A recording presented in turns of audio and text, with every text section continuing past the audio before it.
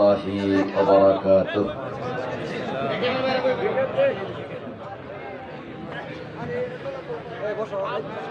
الحمد لله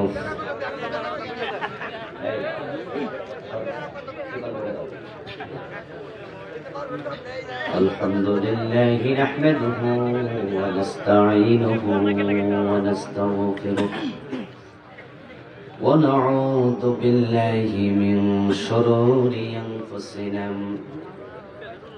ومن سيئات أعمالنا من يهد الله فلا مضل له ومن يضلل فلن تجد له وليا مرشدا وأشهد أن لا إله إلا الله وأن محمدا عبده ورسوله. أما بعد فقد قال الله تعالى في كلامه المجيد شكرا مشاتفرون أعوذ بالله من الشيطان الرجيم بسم الله الرحمن الرحيم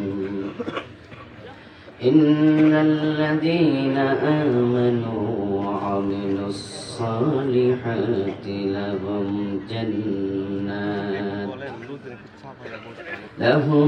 جنات تجري من تحتها الأنهار ذلك الفوز الكبير. إن بطش ربك لشديد إنه هو يبدئ ويعيد. قال النبي صلى الله عليه وسلم صلوا كما رأيتموني أصلي. وقال أيضا إذا قام أحدكم في صلاته فإنه يناجي ربه أو كما قال النبي عليه الصلاة والسلام. সকলে মেহেরবানি করে দুরূদ ইব্রাহিম পড়ুন। আল্লাহুম্মা সাল্লি আলা মুহাম্মাদিন ওয়া আলা আলি মুহাম্মাদিন কামা সাল্লাইতা আলা ইব্রাহিম ওয়া আলা আলি ইব্রাহিম ইন্নাকা হামিদুম মাজিদ। আল্লাহুম্মা বারিক আলা মুহাম্মাদিন ওয়া আলা আলি মুহাম্মাদ কামা বারাকতা আলা ইব্রাহিম ওয়া আলা আলি ইব্রাহিম إنك حميد مجيد. اللهم صل وسلم وبارك عليه. উত্তর বাজারিয়া নামাপাড়া দারুস সালাম জামে মসজিদ কমিটির উদ্যোগে আয়োজিত আজকের এই চমৎকার 13তম বার্ষিক তাফসীরুল কোরআন মাহফিলের মুআজ্জাজ মুকাররম সম্মানীয় সভাপতি, আপনাদের এলাকারই কৃতি সন্তান বিশিষ্ট আলেম দ্বীন মুহতারাম আলহাজ হাফিজ মোহাম্মদ সিরাজুল ইসলাম সাহেব, আল্লাহ তাআলা হুজুরের নেক হায়াত দারাজ করুন। আমিন। আজকের মাহফিল আমার পূর্ব অত্যন্ত চমৎকার ভাবে কোরআন এবং হাদিস থেকে আলোচনা করছিলেন বিশিষ্ট ইসলামী চিন্তাবিদ মুহতারাম মাওলানা কারি আকরাম হোসেন সাহেব, মুহতারাম মাওলানা ইকবাল হুসাইন সাহেব, কারি কামাল উদ্দিন সাহেব, কারি মোহাম্মদ ওবায়দুল্লাহ সাহেব সহ অন্যান্য সম্মানীয় আলোচক বৃন্দ। আজকের এই পোস্টারগুলো করে দিয়েছেন কাজী মোহাম্মদ রুকনুজ্জামান খোকন, বিশিষ্ট ব্যবসায়ী। আমরা দোয়া করি আল্লাহ তার ব্যবসায় আরো বারাকা দিন। এই আয়োজনের সাথে আবু সাইদ বাচ্চু মাস্টার সাহেব, নান্দু মিয়া সাহেব সহ জড়িত আছেন অনেকেই, বিশেষ করে এলাকার যুবকেরা। দোয়া করছে আল্লাহ তাআলা যুবকদেরকে হযরত ওমরের মতো ঈমান দিয়ে দিন। মুরব্বীদেরকে আবু বকরের মতো তাকওয়া দিন। সম্মানীয় উলামায়ে কেরাম, ইসলাম প্রিয় তৌহিদি জনতা, পর্দার অন্তরালের সতী সাধবী মা ও বোনেরা, আপনারা কেমন আছেন? আপনারা ভালো আছেন বুঝতে পারছি, কারণ আরামে বসছেন সামিয়ানার নিচে, কিন্তু পিছনে যারা দাঁড়ায় আছে তারা কি ভালো আছে? ওরা পরে আসছে তাই দাঁড়াইয়া থাকবে, এটা শাস্তি, ঠিক না? না, আমরা তাদেরকেও বসতে দিতে চাই। সামিয়ানার বাহিরে বসলে কুয়াশার কারণে একটু অসুস্থ হয়ে যেতে পারে, তারা তো আমাদেরই ভাই, এই জন্য আমরা কল্যাণ চাই। আর দিন ওয়ান নাসিহা, দিন মানে হলো অন্যের কল্যাণ কামনা করা।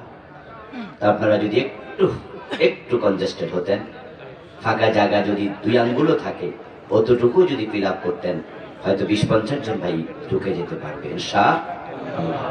আমরা একটু জিকিরের সাথে সাথে সামনে হেঁটে যাই। সুবহানাল্লাহ আলহামদুলিল্লাহ লা ইলাহা ইল্লাল্লাহ সুবহানাল্লাহ।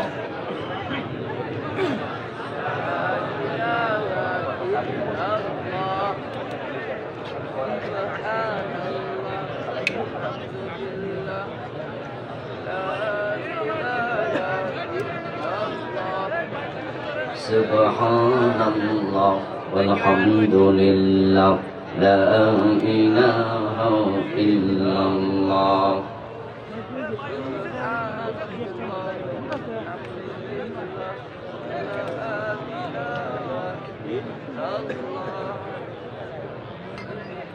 লা ইলাহা ইল্লাল্লাহ মুহাম্মাদুর রাসূলুল্লাহ। সম্মানীয় ভাইরা, আমি আপনাদের সম্মুখে পবিত্র কোরআন মাজিদ থেকে সূরাতুল বুরুজের 11 নম্বর আয়াত তেলাওয়াত করেছি। 12 এবং 13 তেলাওয়াত করেছি, 3টি আয়াতে কারিমা। নবী মুহাম্মদুর রাসূলুল্লাহ সাল্লাল্লাহু আলাইহি ওয়াসাল্লামের মুখনিসৃত ছোট ছোট 2খানা হাদিসে নববী পাঠ করেছি। আল্লাহ তাআলা তৌফিক দান করলে এখান থেকে কিছু কথা বলবো। আমা তৌফিকি ইল্লা বিল্লাহ।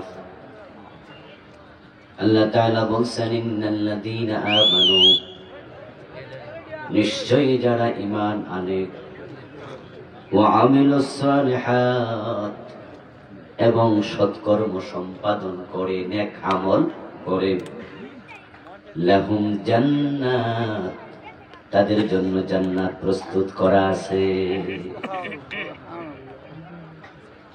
তাজরি মিন তাহতিহাল আনহার, যে জান্নাতের তলদেশে দুধের নহর, মধুর নহর, শরাবের নহর, পানির নহর প্রবাহমান আছে।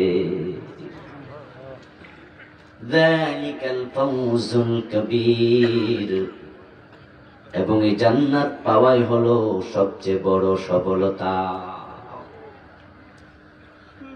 ইন্না বাতশা রাব্বিকা লাশাদীদ, এরপরে বলেন, তবে তোমার রবের ধরা বড় কঠিন। এর মানে যারা এই জান্নাত পাবে না, আল্লাহর হাত থেকে তারা ছাড়া পাবে না। ইন্নাহু হুয়া ইউবদিউ ওয়া ইউঈদ, তিনি আল্লাহ বানাইছেন, মাটির সাথে মিশার পরে তিনি আবারও বানাবেন। সুবহানাল্লাহ। মিনহা খালাকনাকুম ওয়া ফিহা নুঈদুকুম ওয়া মিনহা নুখরিজুকুম তারাতান উখরা।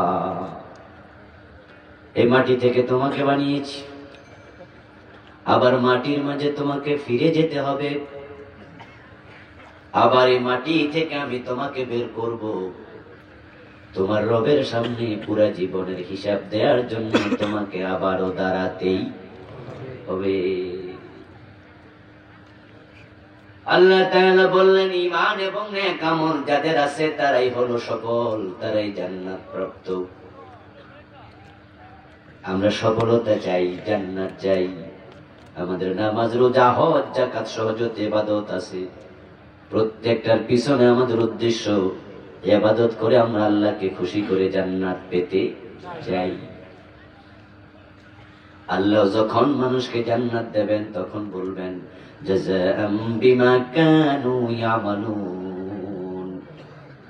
এটা হলো তাদের নেক আমলের পুরস্কার। সুবহানাল্লাহ। আপনি যদি ঈমান এবং নেক আমল সম্পাদন করেন, আল্লাহ তাআলা আপনাকে জান্নাত দেবেন। তিনি ওয়াদা করেছেন কোরআনে অসংখ্য আয়াতে। আর আমরা জানি আল্লাহ কখনো ওয়াদা ভঙ্গ করেন না। ইন্নাল্লাযীনা আমানু ওয়া আমিলুস সালিহাতি কানাত লাহুম জান্নাতুল ফিরদাউসি নুজুলা। আল্লাহ তাআলা জান্নাতুল ফিরদাউস দেবেন যে ঈমান এবং নেক আমল সম্পাদন করবে তাকে। এখন ঈমান আনলেই হবে না, ঈমান নিয়ে মরতে হবে। ঈমান আনলেই হবে না, ঈমান যথাযথভাবে তার লালন করতে হবে, ঈমানের দাবি পূরণ করতে হবে। রাসূলের হাতে কালেমা পড়ে ঈমান এনেছে, পরে আবার মুরতাদ হয়ে গেছে, এমনও আছে। মুমিন হয়ে জন্মগ্রহণ করা ইম্পর্টেন্ট নয়, ইম্পর্টেন্ট হলো মুমিন হিসাবে মৃত্যুবরণ করতে পারা। ঈমান ছিল, মরার আগে হারিয়ে ফেলছেন, এই থাকার কোনো দাম নাই। ইন্নামাল আমালু বিল খাওয়াতিম, শেষ ভালো যার সব ভালো তার। রাসূলের হাতে কালেমা পড়ে ঈমান হারা হয়ে গেছে ইবনে খাতাল। আল্লাহর হাবিব সাল্লাল্লাহু আলাইহি ওয়াসাল্লামের সাথে সে হিজরত করেছিল, কিন্তু পরে মদিনা থেকে পালিয়ে এসে গেছে মক্কায়।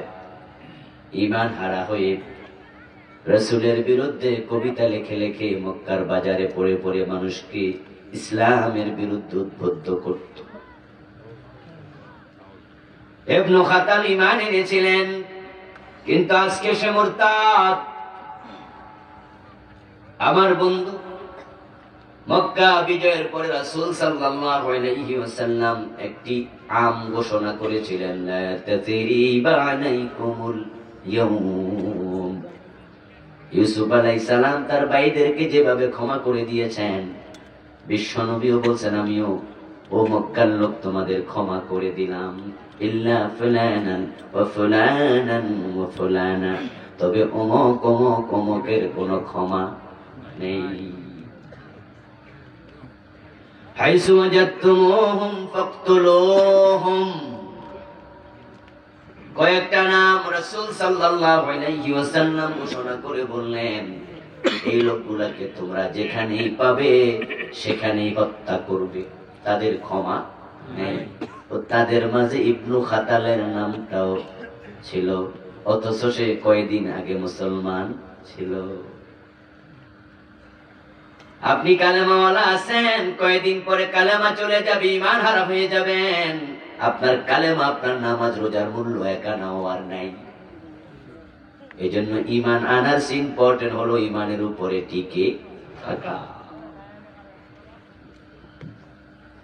রাসূল সাল্লাল্লাহু আলাইহি ওয়াসাল্লামের কাছে একজন সাহাবী এসে জিজ্ঞাসা করলেন, ইয়া রাসূলুল্লাহ সাল্লাল্লাহু আলাইহি ওয়াসাল্লাম, আমি জান্নাতে যেতে চাই, কিন্তু আমি গরিব মানুষ, আমি রাখাল, মরুভূমিতে উট চড়াই, ছাগল চড়াই, আপনাকে দেখে দেখে দিন মানব, এই সৌভাগ্য আমার নাই। কারণ আমি তো শহরে থাকি, আমি থাকি মরুভূমিতে, গরিব মানুষ, কিন্তু আমি জান্নাতে যেতে চাই। জান্নাতে যাওয়ার আকুতি আমার আছে। আমি জাহান্নাম থেকে বাঁচতে চাই, আমি জান্নাতটা পাইতে চাই, কিন্তু আমি গরিব রাখাল। ওই সাহাবী গরিব রাখালের যে জান্নাতে যাওয়ার আগ্রহ, জান্নাতে যাওয়ার আগ্রহ আমাদেরও থাকা দরকার আছে না? আমরা জান্নাত পেতে চাই, জান্নাত পেতেই হবে, পেতেই হবে। কারণ যে জান্নাত হারায় তার মতো ব্যর্থ আর কেউ নাই। ওই সাহাবীকে রাসূল সাল্লাল্লাহু আলাইহি ওয়াসাল্লাম একটি ছোট্ট পরামর্শ দিলেন, কুল আমানতু বিল্লাহি সুম্মা ইসতাকিম। যদি তুমি জান্নাতে যেতে চাও, তাহলে ঈমান আনার পর ঈমানের উপরে অটল অবিচল থেকো। রাসূল সাল্লাল্লাহু আলাইহি ওয়াসাল্লাম বললেন, মান কানা আখিরু কালামিহি লা ইলাহা ইল্লাল্লাহ দাখালাল জান্নাহ। মা মিন আহাদিন ইয়ামুত ওয়া ইয়াকুলু লা ইলাহা ইল্লাল্লাহ ইল্লা দাখালাল জান্নাহ। যে ব্যক্তি মরার সময় কালেমা পড়বে, এই কালেমা নিয়ে মরবে, তার জান্নাত মিস হবে না। মরতে দেরি, জান্নাত পেতে দেরি হবে না। মান ক্বালা লা ইলাহা ইল্লাল্লাহ দাখালাল জান্নাহ, কালেমা পড়েছে জান্নাত পেয়েছে। হাদিসের ব্যাখ্যা হলো ওয়া ইন মাতা আলাল ঈমান, যদি ঈমানের উপরে মরতে পারে। ইবনে খাতাল কালেমা ছেড়ে দিয়েছে, আজকে সে মুরতাদ। আপনারা অনেকে কালেমা পড়েছেন লা ইলাহা ইল্লাল্লাহ, আল্লাহ ছাড়া কাউকে মানি না। এই হলো কালেমার মূল মর্ম। আল্লাহ আছে এটা নয়, আল্লাহ যে আছে এটা হিন্দুরাও জানে, বৌদ্ধরাও জানে, খ্রিস্টানরাও জানে। আমেরিকার ডলারের গায়ে লেখা আছে ইন গড উই ট্রাস্ট। আমেরিকার ডলারের মাঝে কারোর কাছে ডলার থাকলে আজকে বাড়িতে গিয়ে চাইয়েন, অথবা আপনি ইন্টারনেটে ঢুকলে গুগলে এখনই ডলার বের করে দেখতে পাবেন। In god we trust. White হাউসের ভিতরে যে জায়গায় তারা আমেরিকার প্রেসিডেন্ট শপথ নেন, যে জায়গায় দাঁড়িয়ে সাংবাদিক সম্মেলন করে বিভিন্ন বক্তৃতা দেয়, এরকম একটা সুন্দর জায়গা আছে, মঞ্চ আছে। সেখানে উপরের মাঝে লেখা ইন গড উই ট্রাস্ট। আমরা সৃষ্টিকর্তায় বিশ্বাস করি। ওরা নাস্তিক নয়, সৃষ্টিকর্তা একজন আছে, এটা হিন্দুরাও জানে, বৌদ্ধরাও জানে। তাই তো যখন কোন হিন্দু মহিলারে তার হাজবেন্ড পিটুনি দেয়, সেও ভগবান বলে চিৎকার দেয়, ঠিক না? ভগবান বাঁচাও, বুঝা গেল। অথচ হিন্দুদের মন্দিরে গেলে আপনি সরস্বতীর মূর্তি পাবেন, দুর্গার মূর্তি পাবেন, কালীর মূর্তি পাবেন, কিন্তু ভগবানের কোন মূর্তি নাই। হিন্দুরা ঈশ্বর বলে ডাকে, আমরা তাকে আল্লাহ বলে ডাকি। খ্রিস্টানরা তাকে গড বলে। আল্লাহ আছে এটা শয়তানও জানে, জানে। ইবলিসকে আল্লাহ তাআলা যখন জান্নাতের সীমা থেকে বের করে দিলেন আদম নবীকে সিজদা না করার কারণে, আল্লাহ তাআলা বললেন ফখরুজ মিনহা ফাইন্নাকা রাজিম, বেরিয়ে যা জান্নাতের সীমা থেকে, তুই অভিশপ্ত। ইবলিস জান্নাতের সীমা থেকে বের হয়ে বলে না আল্লাহ তোমারে মানি না, বরং সে কি বলেছে কোরআন পড়ুন পাবেন। শয়তান জান্নাতের সীমা থেকে বের হয়ে কয় রব্বি। রব্বি শব্দের অর্থ কি? আমার রব। রব্বি ফানজিরনি ইলা ইয়াউমিন ইউবআসুন, ও আমার আল্লাহ আমারে কিয়ামত পর্যন্ত হায়াত দাও। আল্লাহ শয়তানরে কয় বের হ। আবা ওয়াস্তাকবারা ওয়া কানা মিনাল কাফিরিন, তুই কাফের, বেরিয়ে যা, তোর সাথে আমার সম্পর্ক নেই, তুই অভিশপ্ত। শয়তান কয় রব্বি, ও আমার আল্লাহ, ও আমার রব।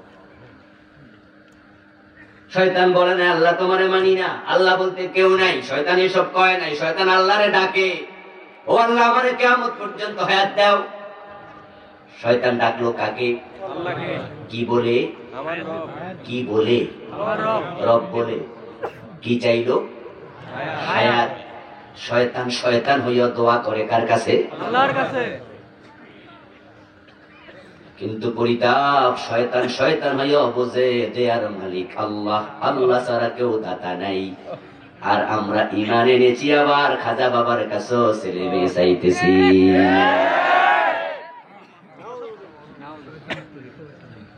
ঈমান আপনার ছিল, আপনি বলেছেন লা ইলাহা ইল্লাল্লাহ, আল্লাহ আছে সেটা নয়। আপনি বলেছেন আল্লাহ আছেই তো এটা নয়। শুধুমাত্র তা নয়, ওই আল্লাহ ছাড়া কাউকে মানা যাবে না। লা ইলাহা ইল্লাল্লাহ, একজনকে মানি, তিনি কে? আল্লাহ। কাউকে মানি না। এটা বলে আপনি মুমিন হলেন। কিন্তু যখন মসজিদে গেলেন, হুজুর বলছে আল্লাহ ছাড়া কারো আইন মানা যাবে না, তখন বলেন হুজুর রাজনীতি করিয়েন না। এই হুজুরটা বালা না।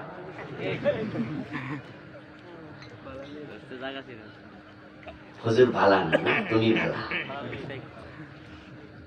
তাহিরি সাহেব কইছিল আমি তো বালা না, বালা লইয়া থাকি।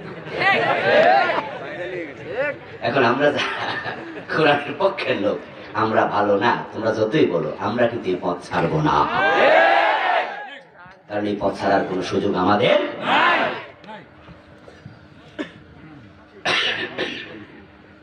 আমার ভাইয়েরা, ইবনু খাতাল ধরা পড়ে গেল। রাসূলুল্লাহ বললেন তার ক্ষমা নাই, যেখানে পাও হত্যা করো। সে তো কিছুদিন মুসলমান ছিল, তাই কোরআন মাজিদে কোন কোন আয়াত নাজিল হয়েছে এ ব্যাপারে তার কিছু এলেম আছে না নাই? সে জানে।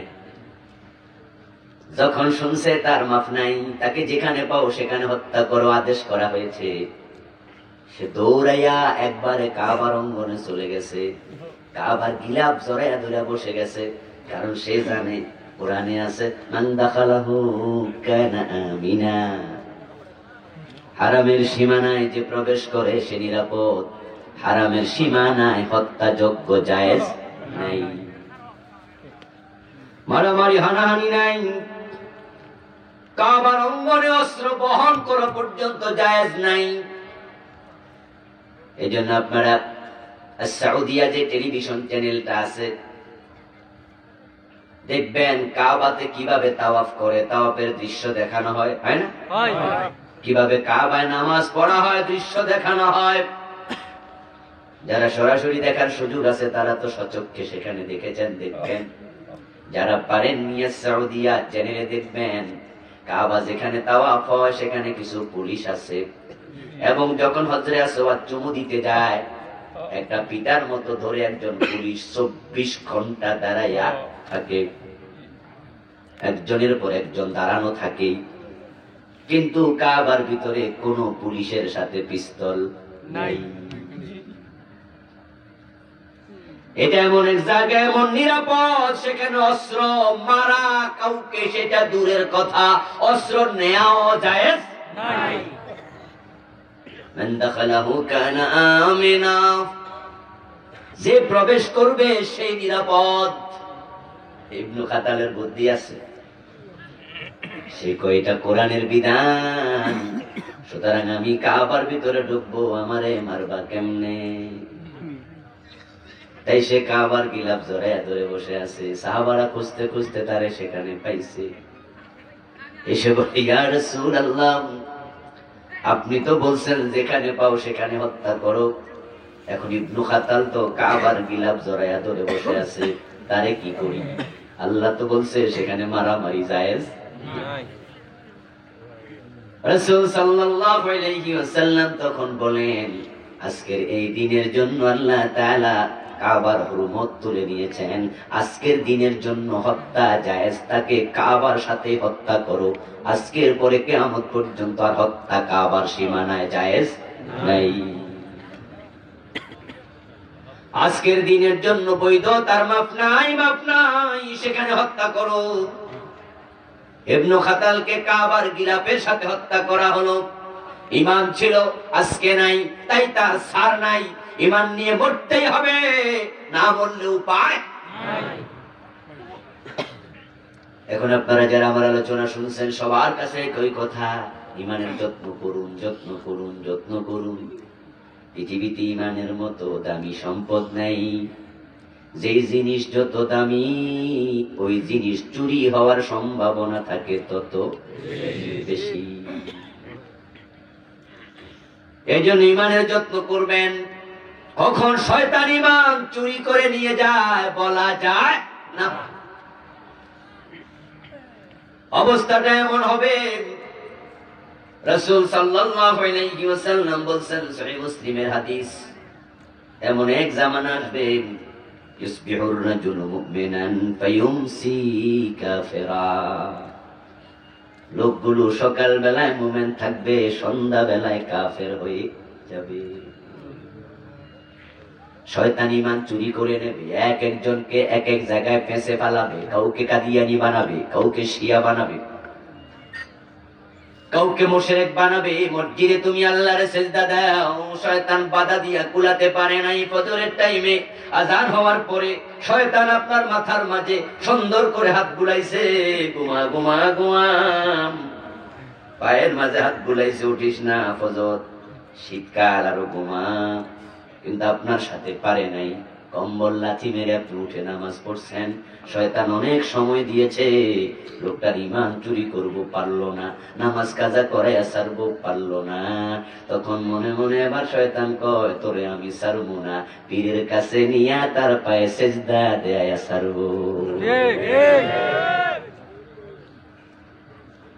জুমার মসজিদে নামাজ পড়ে আবার দরবারে গিয়ে সেজদা করে, এমন মুসল্লিও বাংলাদেশে আছে না নাই?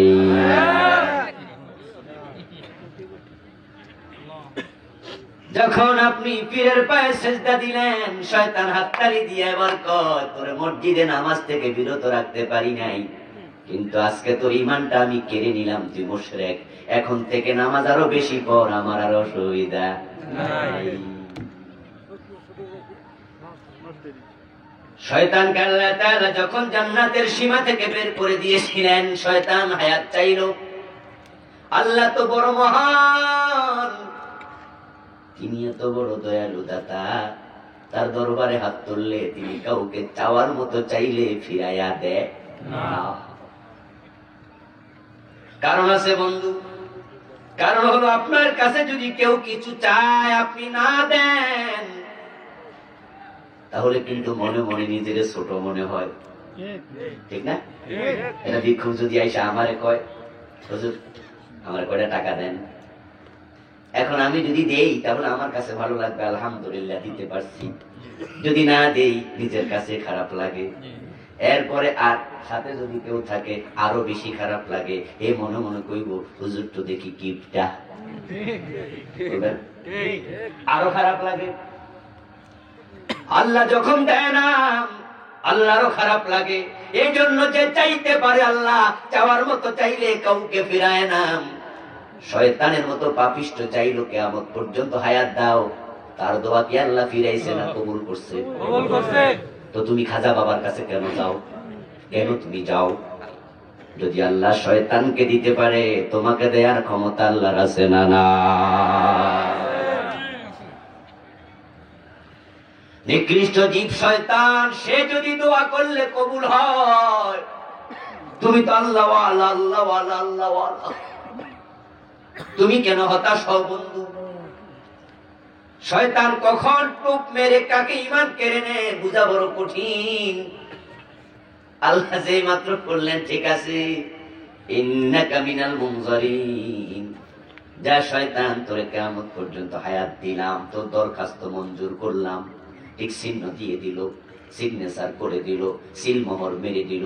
আল্লাহ যা দেয় তিনি ওয়াদা খেলাপ করেন না। তাকে কিয়ামত পর্যন্ত হায়াত দিলেন, সে বুঝছে এখন আল্লাহ আমার বরদান চাই পার ধরবো না, আমি কিয়ামত পর্যন্ত হায়াত পেয়ে গেছি। এবার সে মাথা তুলে দাঁড়ায়া কয়, ওয়া ইজ্জাতিকা ইয়া রব্বি লা যালু উব্বি ইবাদাক মা দামাত আরওয়াহুহুম ফি আজসাদিহিম। ও আল্লাহ, ও আমার রব, তোমার ইজ্জতের কসম করে আমি ঘোষণা দিচ্ছি, এই আদমের কারণে পথ হারা হয়েছি, তারে আমি ছাড়বো না। فبما أغويتني لأقعدن لهم صراطك المستقيم।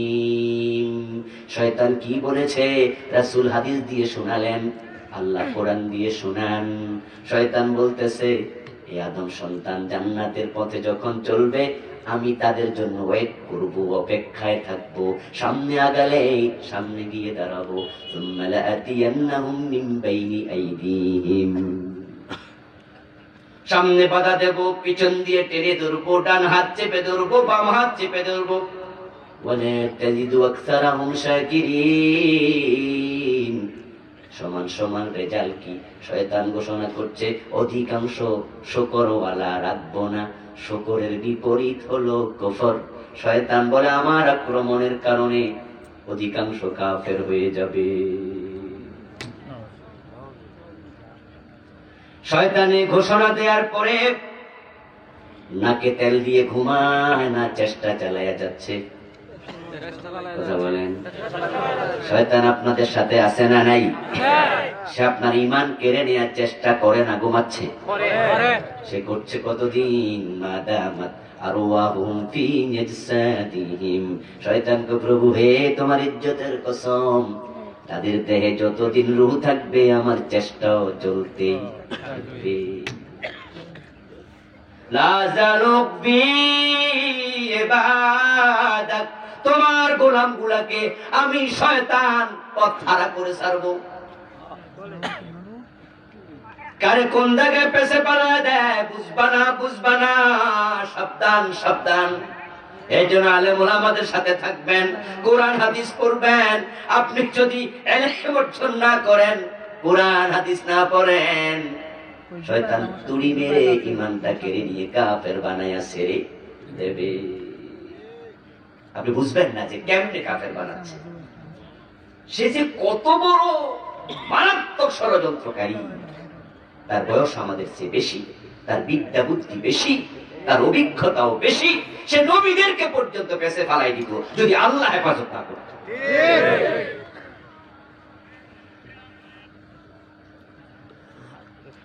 ইউসুফ আলাইহিস সালাম যখন জেলখানা থেকে বের হলেন, ইউসুফ আলাইহিস সালামকে প্রশ্ন করা হলো, একজন সুন্দরী যুবতী আপনাকে বলেছিল ক্বালাত হাইতা লাক, ক্বালাত হাইতা লাক। ঘরের দরজা বন্ধ করে জুলাইখা নিজের গা থেকে কাপড় সরাচ্ছে। সুন্দরী জুলাইখা কয়, ইউসুফ হাইতা লাক, কাছে আসো, আমি তোমার। নাউজুবিল্লাহ। আপনি একজন ইয়াং ম্যান, যুবক মানুষ, সুন্দরী একটা মেয়ে কয় কাছে আসো, এখানে আর কেউ নাই, ঘরের দরজা বন্ধ। আপনাকে কি আপনার নফস তাড়িত করে নাই? ইউসুফ নবী তখন বললেন, ওমা উবাররিউ নাফসি, আমি এটা বলি না আমার নফস একবারে মুক্ত, আমাকে তাড়না দেয়নি, বরং আমি বলি ইন্নান নাফসা লাআম্মারাতুম বিসসু, নফস খারাপ কাজের আদেশ দেয়, আমাকে দেয়নি, আমি এটা বলি না। তবে ইল্লা মা রাহিমা রাব্বি, আমার রব হেফাজত করলে নফস ক্ষতি করতে পারে না। ইউসুফ নবী সরাসরি বলে দিলেন, উনাকে হেফাজত করেছেন কে? শয়তান থেকে বাঁচা সহজ নয়। এই জন্য শয়তান থেকে বাঁচার জন্য আল্লাহ দোয়া শিখাইছেন, আউযু বিল্লাহি মিনাশ শাইতানির রাজীম। আমার বন্ধু, আপনি যা বুঝবেন না, এমন পেছে ফালাবে, আপনি বুঝবেন অসুবিধা কি, কিন্তু অসুবিধা আসলে হয়ে গেছে, আপনি টেরই পান নাই। বর্ডারে ভারত থেকে মালামাল আসে, চোরাই পথে সরকারের ট্যাক্স ফাঁকি দেয়। যদি সেটা আসতো আমাদের স্থলবন্দর দিয়ে এলসি খোলার মাধ্যমে, আমদানি রপ্তানির সিস্টেমে, সরকার ভ্যাট পাইতো, ট্যাক্স পাইতো, বৈধ হতো। কিন্তু বর্ডার দিয়ে চোরাই পথে আসে, তাই চোরাই পথে আমদানি রপ্তানি বন্ধের জন্য বিজিবির কাজ আছে, দায়িত্ব আছে, বিজিবি এটা পালন করে। এখন বিজিবির চোখ ফাঁকি দিয়েও কিছু চোরাই পথে মালামাল আনে, এমন কিছু লোক আছে না নাই? একজন ব্যক্তি একটা সাইকেলের মাঝে এক বস্তা মাটি নিল, এক বস্তা মাটি সাইকেলের মাঝে রেখে সে ভারতের বর্ডার দিয়া বাংলাদেশে ঢুকতেছে। বর্ডারের পাশ দিয়া বিজিবি দেখে বলে দাঁড়াও। দাঁড়ানোর পরে দেখে বিশাল এক বস্তা সাইকেলের উপরে। এই মিয়া, এই বস্তার মাঝে কি? তখন সে কয়, আমার কিছু মাটি দরকার, ওই যে ক্ষেত দেখা যায় ওখান থেকে মাটি পড়ছি, এখন বাড়িতে মাটি নেই, ঘরে কিছু মাটি লাগবে। ও বেটা গুতা দিয়া দেখে বস্তার ভিতরে, ঘুষি মায়া দেখে মাটি তো যাও। 2 দিন পরে দেখে আবার বস্তা ভরে মাটি নিচ্ছে, সাইকেলের মাঝে বস্তা। ওই বিজিবির লোক আবার দেখছে, দেখে গায়ে দাঁড়াও, বস্তায় কি? কই স্যার মাটি। উনিও গুতা গাতা মাইরা দেখে মাটি, কই যাও। 3য় দিন আবার দেখে এরকম বস্তা ভরা মাটি। কিরে ভাই এত মাটি? আমার কাম আছে তাই করে দিচ্ছি। 2-3 দিন পরে দেখে লোকটা নাই। ওই বিজেপির লোক খবর নিল, মাটিওয়ালা তো আর ইদানিং দেখি না। একজনকে বললো এরকম বস্তা করে মাটি নেয়। একটা লোক কয়েকদিন নিচে, চিনো নাকি? কয় চিনি, ওই বাড়ি তো, ওনার বাড়ি ওইটা। ওই বিজেপি সদস্য ওই বাড়িতে গেল, বাড়িতে যায় জিজ্ঞাসা করলো, কিরে ভাই এখন দেয়ার মাটি মুটি নেও না, কাম কি শেষ? ওই জিনা স্যার। কোথা হইলো মাটি আনো না কেন? মাটি তো আনি নাই, আমি আসলে সাইকেল আনছি, কিন্তু সাইকেলের উপরে মাটি রাখছি, আপনি সাইকেলের খবরই নাই।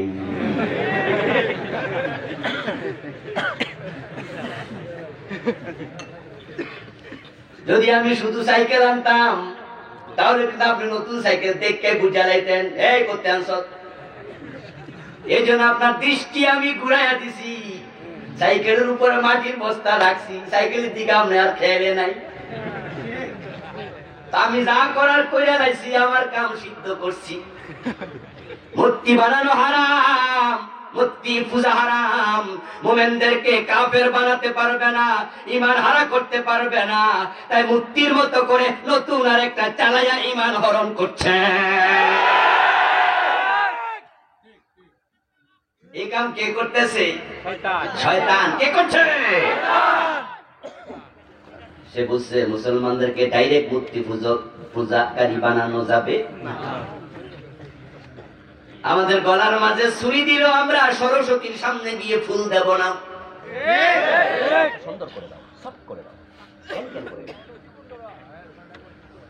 আমাদের গলার মাঝে ছুরি দিল, দুর্গার সামনে আমরা ফুল দেব না, মাথা নত করব না, চুপ করে দাঁড়ায় থাকবো না।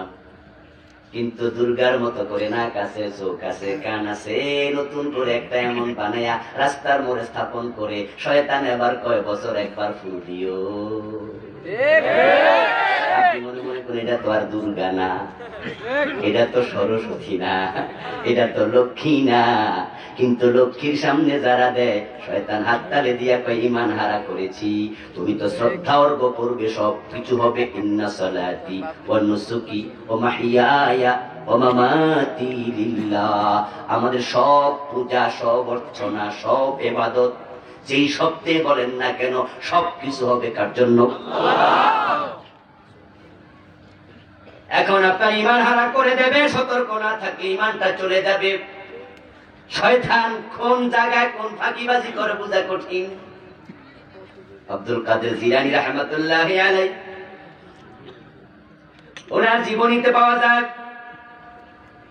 একবার তাহাজ্জুদ নামাজ তিনি পড়ছেন, বিছানা থেকে ওঠেননি। আজান হলে পরে মসজিদে যাবেন ফজরের নামাজ পড়ার জন্য, তাহাজ্জুদ পড়ে বিছানাতে বসে জিকির আজকার করছেন। এই অবস্থায় ঘরের দরজায় এসে আল্লাহর বান্দা সালাম দেয়, আসসালামু আলাইকা ইয়া আব্দুল কাদের। আব্দুল কাদের, তোমাকে সালাম। আব্দুল কাদের জিলানী রাহিমাহুল্লাহ পিছ ফিরে তাকালেন, পিছনে ফিরে তাকিয়ে দেখেন পাগড়ি মাথায়, সাদা জামা পরনে, সাদা দাড়িওয়ালা আল্লাহর বান্দা দাঁড়ায় আছে। কে আপনি? মান আনতা? ক্বালা আনা জিবরিল। কে আপনি? ওই সাদা দাড়িওয়ালা, সাদা পাগড়িওয়ালা বলে, আমি জিবরাইল। আল্লাহ তোমার তাহাজ্জুদে এত খুশি হয়েছে, তোমাকে মেরাজে নেয়ার জন্য বোরাক পাঠাইছে। ওই যে তাকায় দেখো, আমি বোরাক নিয়ে হাজির, তাড়াতাড়ি আয়ো, বোরাকে ওঠো।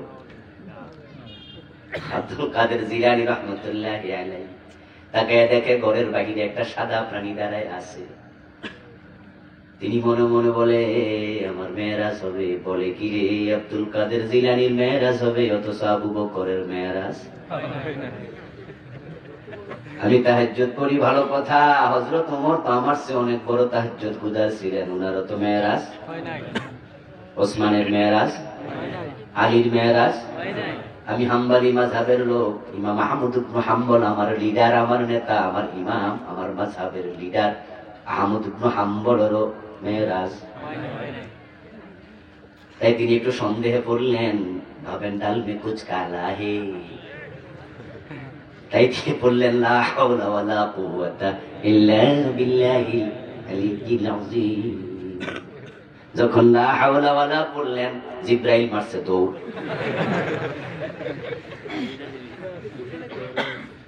আব্দুল কাদের জিলানী রাহিমাহুল্লাহ বুঝছেন এটা আসল জিবরাইল না। এই জিবরাইল সব কোথায় যান? শয়তান জিবরিলের সুরত ধরে এসেছে।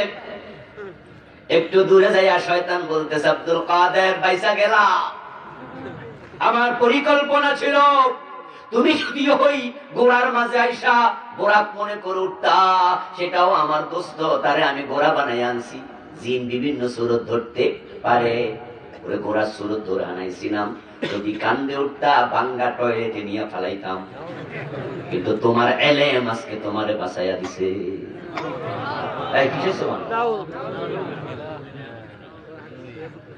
না বুঝে সুবহানাল্লাহ কোয়া যাইব না, বুঝে শুনে কইতে এলেমে বাঁচাইছে না আল্লাহ বাঁচাইছে।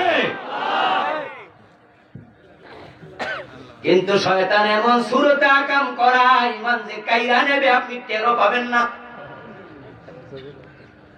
শয়তান সুন্দর করে কয়ে দিছে তোমারে ভাঙ্গা টয়লেটে ফেলতাম, কিন্তু তোমার এলেম তোমারে বাঁচাইয়া দিছে। আব্দুল কাদের জিলানী রাহিমাহুল্লাহ বলেন, তোর বালা কথার মাঝেও শয়তানি আছে। আমি যদি খুশি হইয়া যাইতাম যে আমার এলেম আমারে বাঁচাইছে, শিরিক হওয়ার সম্ভাবনা আছে না নাই? আর শিরিক করার পরে তাহাজ্জুদ করে কোনো লাভ নাই।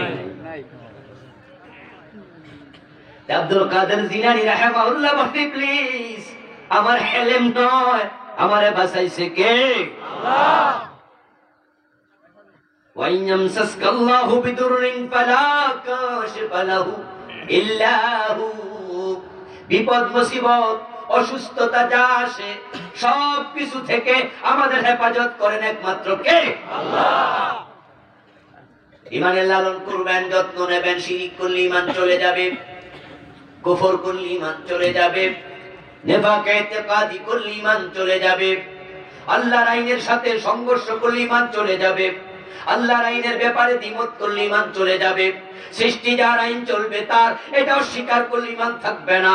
দেশ চলবে কোরআন দিয়া, সমাজ চলবে কোরআন দিয়া, আদালত চলবে কোরআন দিয়া, বঙ্গভবন, গণভবন, সচিবালয়, মন্ত্রণালয় সব চলবে কোরআন দিয়া।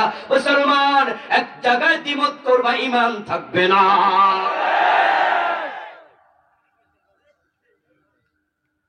ইমানের যত্ন করতে হবে। শুধু ইমান আছে ইমান আছে বললে হবে না, নেক আমলও করতেই হবে। আল্লাহ তাআলা আমলগুলো পরিমাপ করবেন, ওজন দেবেন। কোরআনে আছে আল ওয়াজনু ইয়াউমাইযিনিল হক, সেদিন ওজন হবে, এটা সত্য। ফাম্মা মান সাকুলাত মাওয়াজিনুহু ফাহুয়া ফি ঈশাতির রাদিয়াহ وأما من خفت موازينه فأمه هاوية। ওজন হবে, নেকের পাল্লা ভারী হবে, আল্লাহ জান্নাত পেয়ে যাবেন। নেকের পাল্লা হালকা হয়ে যাবে, জান্নাত পাওয়া দুষ্কর হয়ে যাবে। এখন আমল আমরা করছি আলহামদুলিল্লাহ, যারা আমল করে তারাই তো মাহফিলে দৌড়ে যায়। যারা মদ খায়, গাঁজা খায়, নামাজ কাজা করে, হারাম খায়, ওই মানুষগুলো মাহফিলে আসে বটে, তবে তাদের সংখ্যা কম। যারা ঈমান হারা, যারা মুশরিক হয়ে গেছে, মুনাফিক হয়ে গেছে, দ্বীনের বিরোধিতা করে, তারা যদি মাহফিলে আসেও শয়তান তাদেরকে জিলাপি দোকানে আটকায়া রাখে।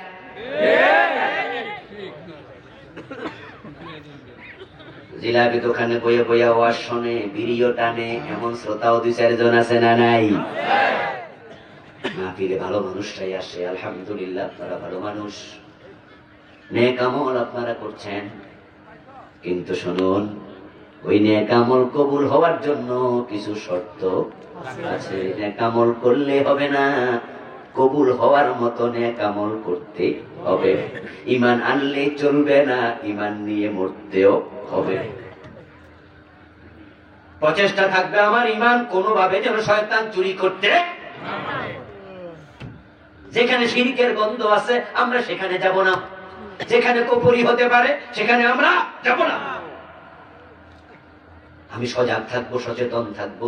পকেটে মানি ব্যাগে যদি, আপনার পকেটে যদি 1 লাখ টাকা 2 লাখ টাকা থাকে, আপনি মাহফিলে আজকে এসেছেন 1 লাখ টাকা পকেটে নিয়ে, কোনো এক কাজে একজন আপনাকে দিছে, আপনি বাড়ি না যাইয়া পকেটে নিয়ে বললেন যে একসাথে বাড়ি যাব। এই যে মাহফিল 1 লাখ টাকা নিয়ে বসে আছেন, আপনি কিন্তু মাঝে মাঝে টিপ দিয়ে চাইবেন, আছে না নাই? ঠিক না? আর যার টাকা নাই এতে কি টিপ দেয়? আপনি 1 লাখ টাকা নিয়ে আপনি ফিরোজপুর গাড়িতে উঠছেন, ঢাকা যাবেন, লোকাল বাসে উঠছেন অথবা স্পেশাল বাসে উঠেছেন, 1 লাখ টাকা পকেটে আছে। যার টাকা নাই সে যেমন নাক ডাইকা ঘুমায়, গাড়ি দুইটাই ঘুমানো শুরু করছে, বেড়ার নাক ডাকার এমন যন্ত্রণা মনে হেলিকপ্টার যাচ্ছে, মানে ঘুমাচ্ছে দেখাচ্ছে। কিন্তু আপনার পকেটে 1 লাখ টাকা, আপনার কি এমন ঘুম হবে? আপনি একটা হাত পকেটের উপরে দিয়ে রাখবেন, মাঝে মাঝে টিপা চাইবেন, আছে না গেছে? এবার বলুন তো, 1 লাখ টাকার দাম বেশি না ইমানের দাম বেশি? ইমানের দাম 2 লাখ 5 লাখ টাকা নিশ্চয়ই, ঠিক না? 1-2 কোটি। কত? এর মূল্য দুনিয়ার টাকার অঙ্কে হিসাব করা যাবে। মুমিনের কাছে ঈমান অনেক দামি, অনেক দামি, অনেক দামি। তাম পৃথিবীর সব টাকা পয়সা এক জায়গায় জড়ো করে যদি কেউ প্রস্তাব দেয় তুমি ঈমান হারা হলে তোমারে দুনিয়া সব দেব, আমরা ওই crore crore billion trillion dollar দুনিয়া সব টাকা দিয়ে দিল, ঈমান বেচতে রাজি হব? যদি বলে তুমি খ্রিস্টান হলে তোমাকে আমেরিকার প্রেসিডেন্ট বানানো হবে, খ্রিস্টান হতে রাজি হবেন? ঈমান এত দামি। এখন 1 লাখ টাকা থাকলে যদি বারবার টিপে চানি, আমার টাকা আছে না নাই? এখন যে কালেমার এত দাম সেটা আছে না নাই? মাঝে মাঝে কোরআন হাদিস পড়ে একটু দেখা দরকার আছে কিনা? কোরআন হলো আয়না, যেটা পড়লে ঈমান দেখা যাবে আছে না নাই। গায়ে জ্বর উঠছে কিনা চেনার উপায় হলো থার্মোমিটার। কপালে হাত দিলে বোঝা যায় জ্বর আছে, থার্মোমিটার দিলে বোঝা যায় কত ডিগ্রি আছে। বৃষ্টি হয়েছে মাপার যন্ত্র আছে, ভূমিকম্প হয়েছে রিক্টার স্কেল আছে, আছে না? ভূমিকম্প হওয়া আধা ঘন্টা 30 মিনিট পরে, আপনার 15 মিনিট পরে টেলিভিশন আসে অমুক জায়গায় এত মাত্রার ভূমিকম্প হয়েছে, মাইক পালাইছে সাথে সাথে। সূর্যের তাপ কত ডিগ্রি সেলসিয়াস মাপার যন্ত্র আছে না নাই? শীত পড়তেছে খুব বেশি, নামতে নামতে মাইনাসে চলে গেছে, মাইনাস কত সেটা মাপার যন্ত্র আছে না নাই?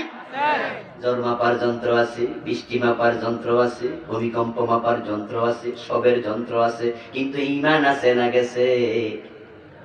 এই যন্ত্র বিজ্ঞানীরা আবিষ্কার করার ক্ষমতা নাই, ওই যন্ত্র হলো আল্লাহর কোরআন রাসূলের সুন্নাহ। তাই তোমারটা আছে না গেছে? তোমাকে কোরআন হাদিস থেকে দেখে নিতেই হবে, কারণ এটা ছাড়া মারা গেল উপায় নাই, উপায় নাই। ঈমান নিয়ে মরতে হবে। সজাগ সচেতন থেকো বন্ধু। এখন আমল, যে আমল আমরা করি, আমাদের আমল খুব বেশি নাকি খুব কম? খুব বেশি বেশি আমল করেন আমার বন্ধু, আপনার আমলের কারণে আপনি মোটামুটি নিশ্চিত আল্লাহ জান্নাত আপনারে না দিয়ে দেয় কারে? এমন কয়জন আছে? একটু হাত তোলা দিয়ে একটু দেখান তো, জান্নাতি মানুষ আমরা একটু দেখে নিই। আর ওই যে হাত নামাইছে কেন? তুলে রাখেন জান্নাতি মানুষের হাত। মুখে দাঁড়িয়ে নেই, আমরা জান্নাত নিশ্চিত হয়েছে।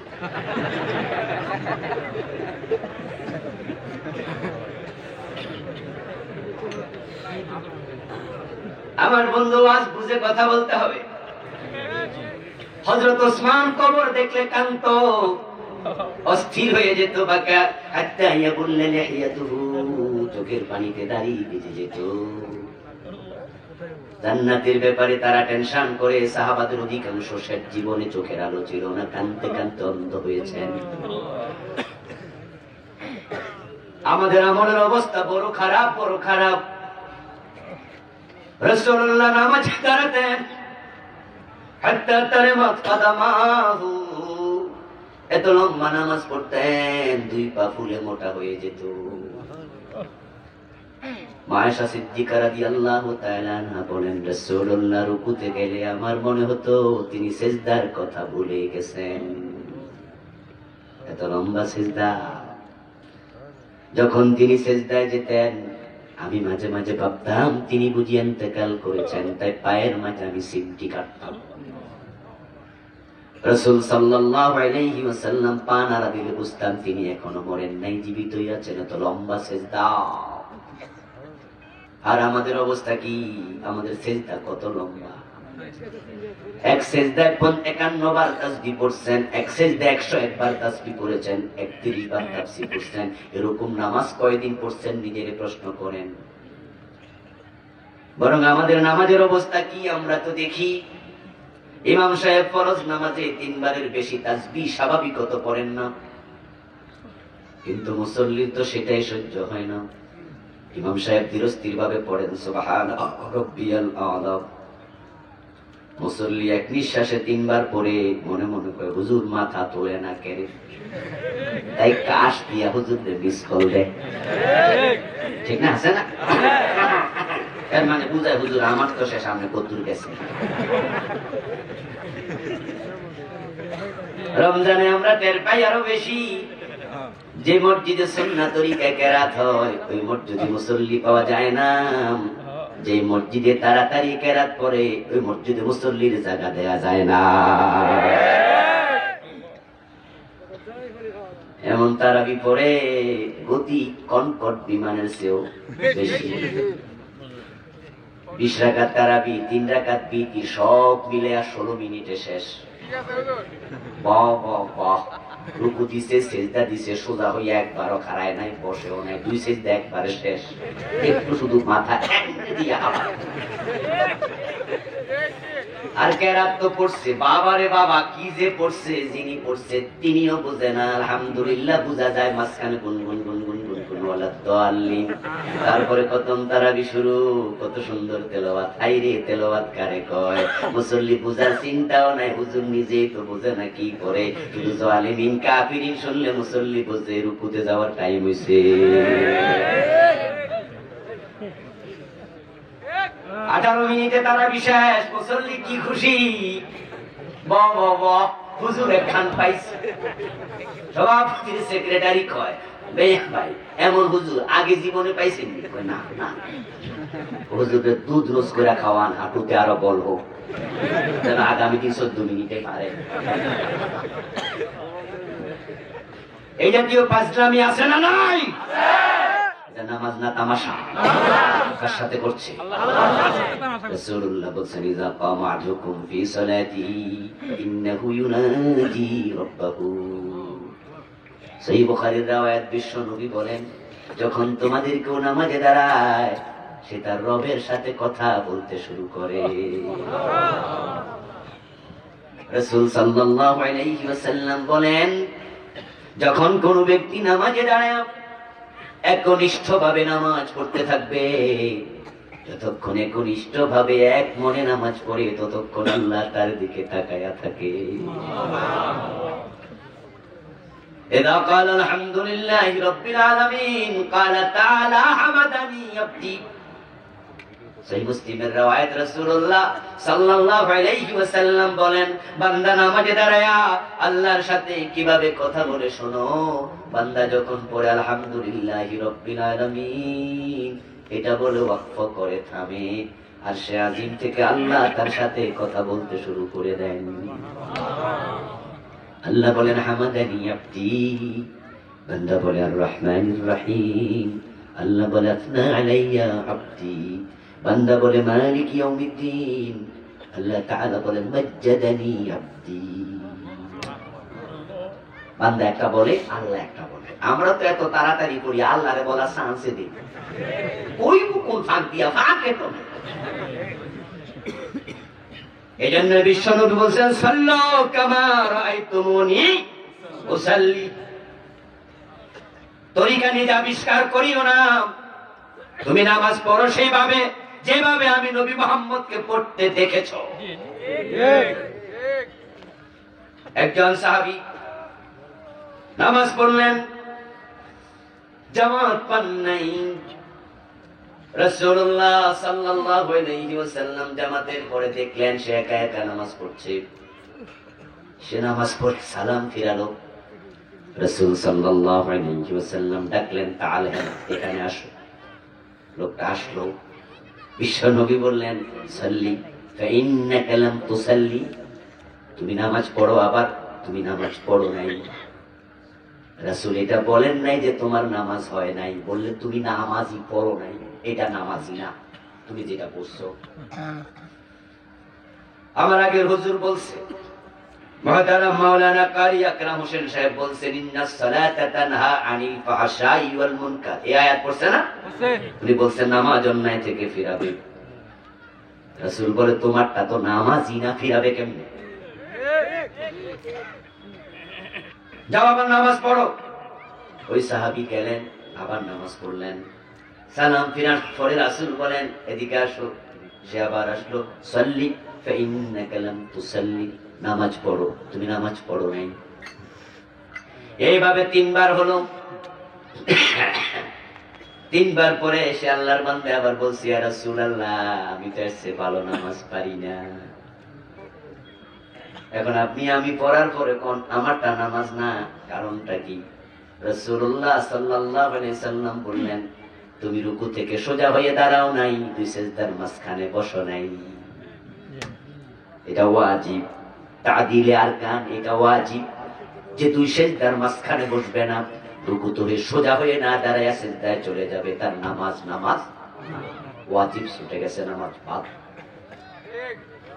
ভুলে ছুটলে সাও সিজদা দিতে হবে, ইচ্ছা করে ছুটলে নামাজ হবে না, কবিরা গুনাহ হবে। এখন আমরা রাসূলের সিস্টেমে নামাজ না পড়ে নিজের মন মতো শুরু করে দিলাম, নামাজ চলবে না। আমল করলে ঈমান যেমন নয়া মরতে হবে, সতর্ক থাকা লাগবে। ঈমান আনলে হবে না, ঈমান নিয়ে মরতে হবে।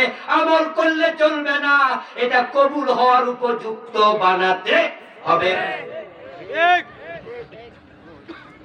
এখন নামাজ কবুল হচ্ছে না, তাই তো নামাজি সুদে টাকা লাগাতে পারে। নামাজ কবুল হচ্ছে না, তাই নামাজি অফিসার ঘোষ খেতে পারে, ঘোষ খায় আবার নামাজও পড়ে, এমন অফিসার আছে না নাই? পাঁচ ওয়াক্ত নামাজ পড়ে সুদে টাকা লাগাচ্ছে, এমন নামাজি আছে না? নামাজ পড়ে ওজনে কম দেয়, মালে ভেজাল দেয়, এমন নামাজি নাই?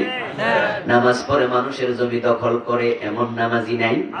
নামাজ পড়ে অন্যের জমিতে বিল্ডিং তুলে বসে আছে, জাল দলিল করেছে, জাল দলিল, এমন নামাজিও আছে না নাই?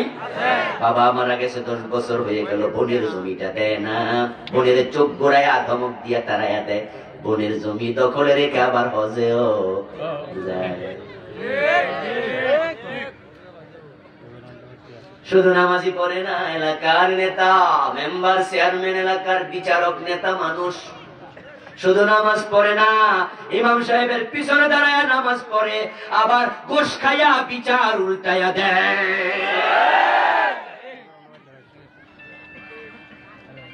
অথচ আল্লাহর বক্তব্য, নিশ্চয়ই নামাজ অন্যায় থেকে ফিরাবে।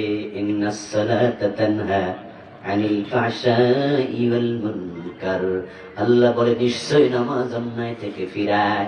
কিন্তু আমরা দেখি বেডা সুদ খায়, নামাজ তাকে সুদ থেকে ফিরাতে পারে না। এর কারণ হলো তার নামাজ তো নামাজি না। কবুল হওয়ার মতো নামাজ পড়া লাগবে। যদি কবুল হওয়ার মতো নামাজ পড়ো, একজন নামাজি দেদারসে অন্যায় করতে পারে না। এখন আমল আমাদের কম, যদি কবুল না হয় তাহলে আমও নাই, এমনি আমল কম, আবার হয় না কবুল, তাহলে তুমি গজবে পড়ছো, ব্যর্থ। আমার বন্ধু গ্রাম্য প্রবাদ আছে, জাল সেরা হলে চলে, ডুলা সেরা হলে চলে না। ডুলা বুঝেন?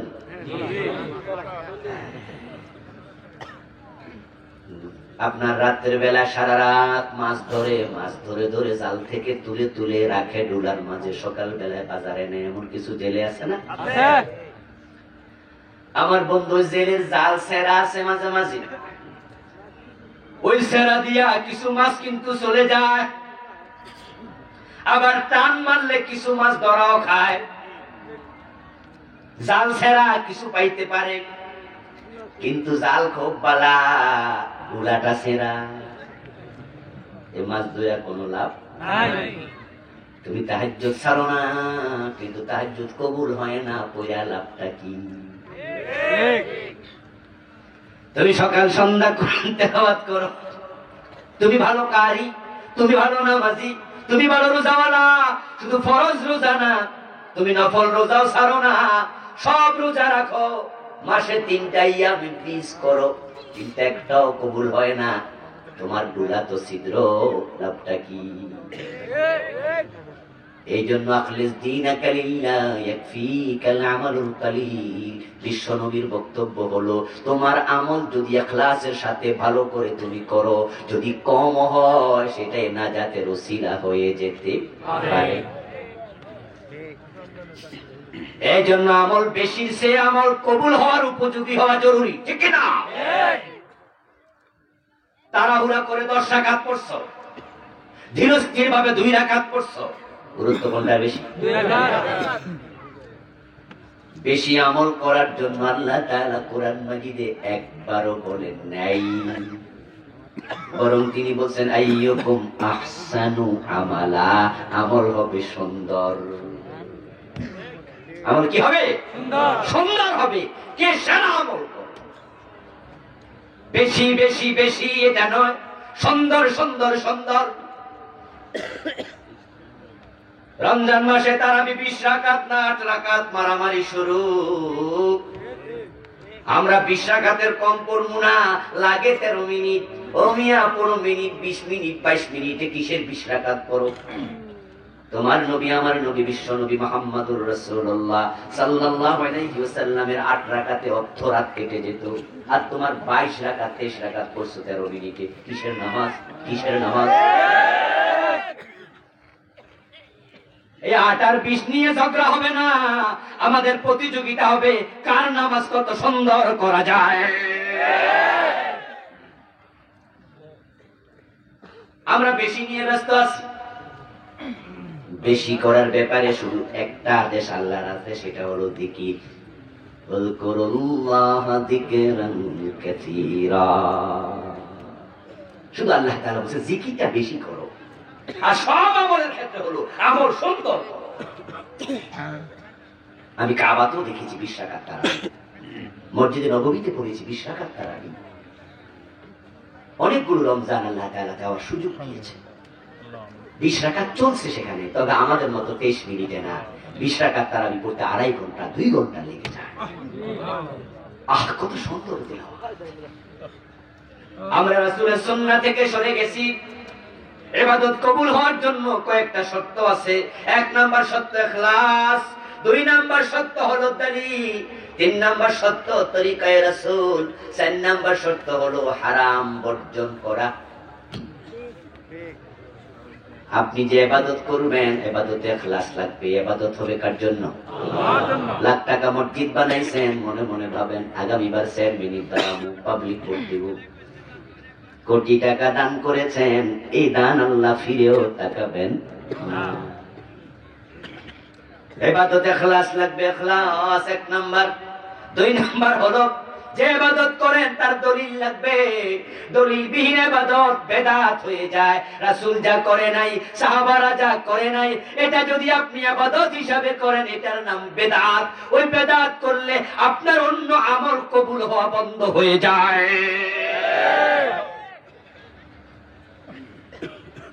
এখন আমাদের দেশে বেদাতের অভাব নাই।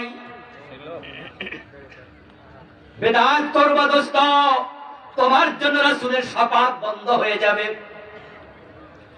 রাসূলুল্লাহ বলেন, সহিহ বুখারীর riwayat, আনা তারতুকুম ইয়াউমাল কিয়ামাতি আলাল হাউজ, আমি তোমাদের সবার আগে হাউজে কাউসারের সামনে হাজির হব। আমার উম্মত যেতে দেরি, পানি দিতে দেরি করব না। যে 1 গ্লাস পানি পান করবে, কোনোদিন পিপাসা লাগবে না। মা হুয়া শাদ্দু বিয়াদাম মিনাল লাবান, আহলা মিনাল আসাল, আতিয়াবু মিনাল মিস, কিজানুহু কানুজুমিস সামা, সাওয়ায়াহু সাওয়াউন মাসিরাতা শাহর। আওয়াজ দিয়ে বলেন সুবহানাল্লাহ। সুবহানাল্লাহ। বিশ্বনবী বলেন, আমার হাউজের পানি হবে দুধের চেয়ে সাদা, মধুর চেয়ে মিষ্টি, মিশকাম্বরের চেয়ে অনেক সুগন্ধওয়ালা। আমার উম্মত যাবে, পানি পান করতে থাকবে, লাইন ধরা লাগবে না। যানজট মানব জট তৈরি হবে না, আপনি জটের কারণে পানি পাবেন না তা নয়। রাসূলুল্লাহ বলেন কি জানু কানুজুবিস সামা, আমার হাউজের পেয়ালা হবে তত, আকাশে তারকা আছে যত।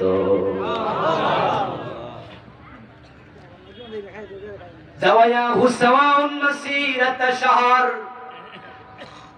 আমার হাউজে কাউসার হবে মুরাব্বা, যেটা কোমরা দিয়ে বানায় এটারে কি মুরাব্বা বলে?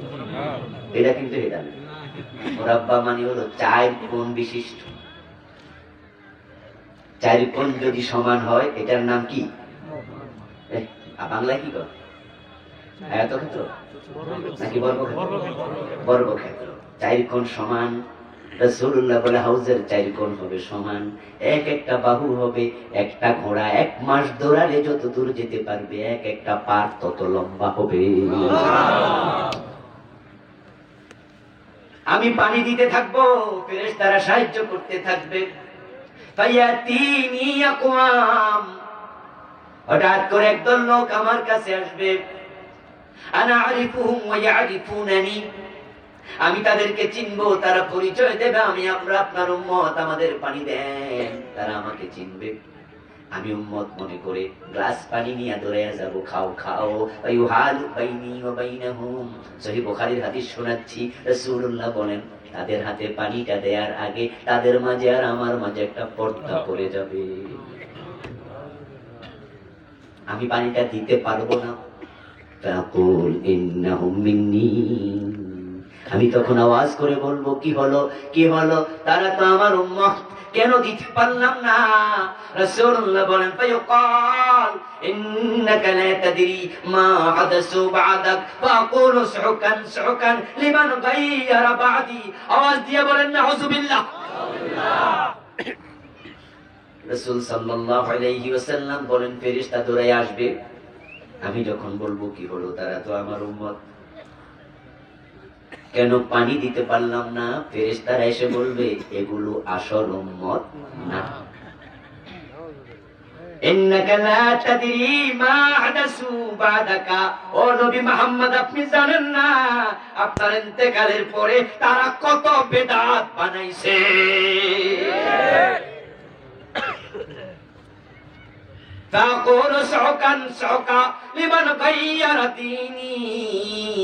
আমি নবী মুহাম্মদ তখন বলবো যারা আমার দ্বীনের মাঝে পরিবর্তন ঘটাইছ তারা দূর হও, তারা দূর হও।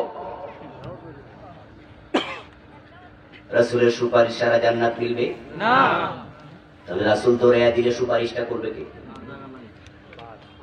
বেদাত করবেন না, বেদাত করবেন না, এদেশে বেদাতের অভাব নাই। নামাজ অন্যায় থেকে কেমনে ফিরাবে? বেদাত করলে তো নামাজ কবুল হবে না।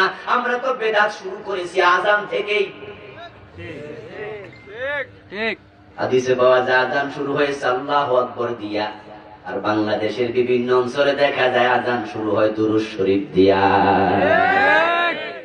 আযানের আগে পড়া আসসালাতু ওয়াসসালামু আলাইকা ইয়া রাসূলুল্লাহ, এমন আছে কিনা? আছে। দুরূদ শরীফ খারাপ জিনিস না ভালো জিনিস? ভালো জিনিস। অসুবিধা কি পড়েন? অসুবিধা কি হুজুর? দুরূদ শরীফ পড়ছি, কেন অসুবিধা হবে? আমি বলি দোস্ত, ইসলাম তুমি যুক্তি দিয়ে বানায়ও না, দলিলের নাম ইসলাম। 4 রাকাত ফরজ নামাজ, জোহরের নামাজ যখন আমরা পড়ি, দ্বিতীয় রাকাত পরে আমরা বসি, বসে আত্তাহিয়াতু করি, আশহাদু আন্না মুহাম্মাদান আবদুহু ওয়া রাসূলুহু পর্যন্ত যাওয়ার পরে আমরা কি সামনে যাই না দাঁড়ায়া যাই? আচ্ছা কেউ যদি আমি একটু দুরূদ শরীফ পড়া লই,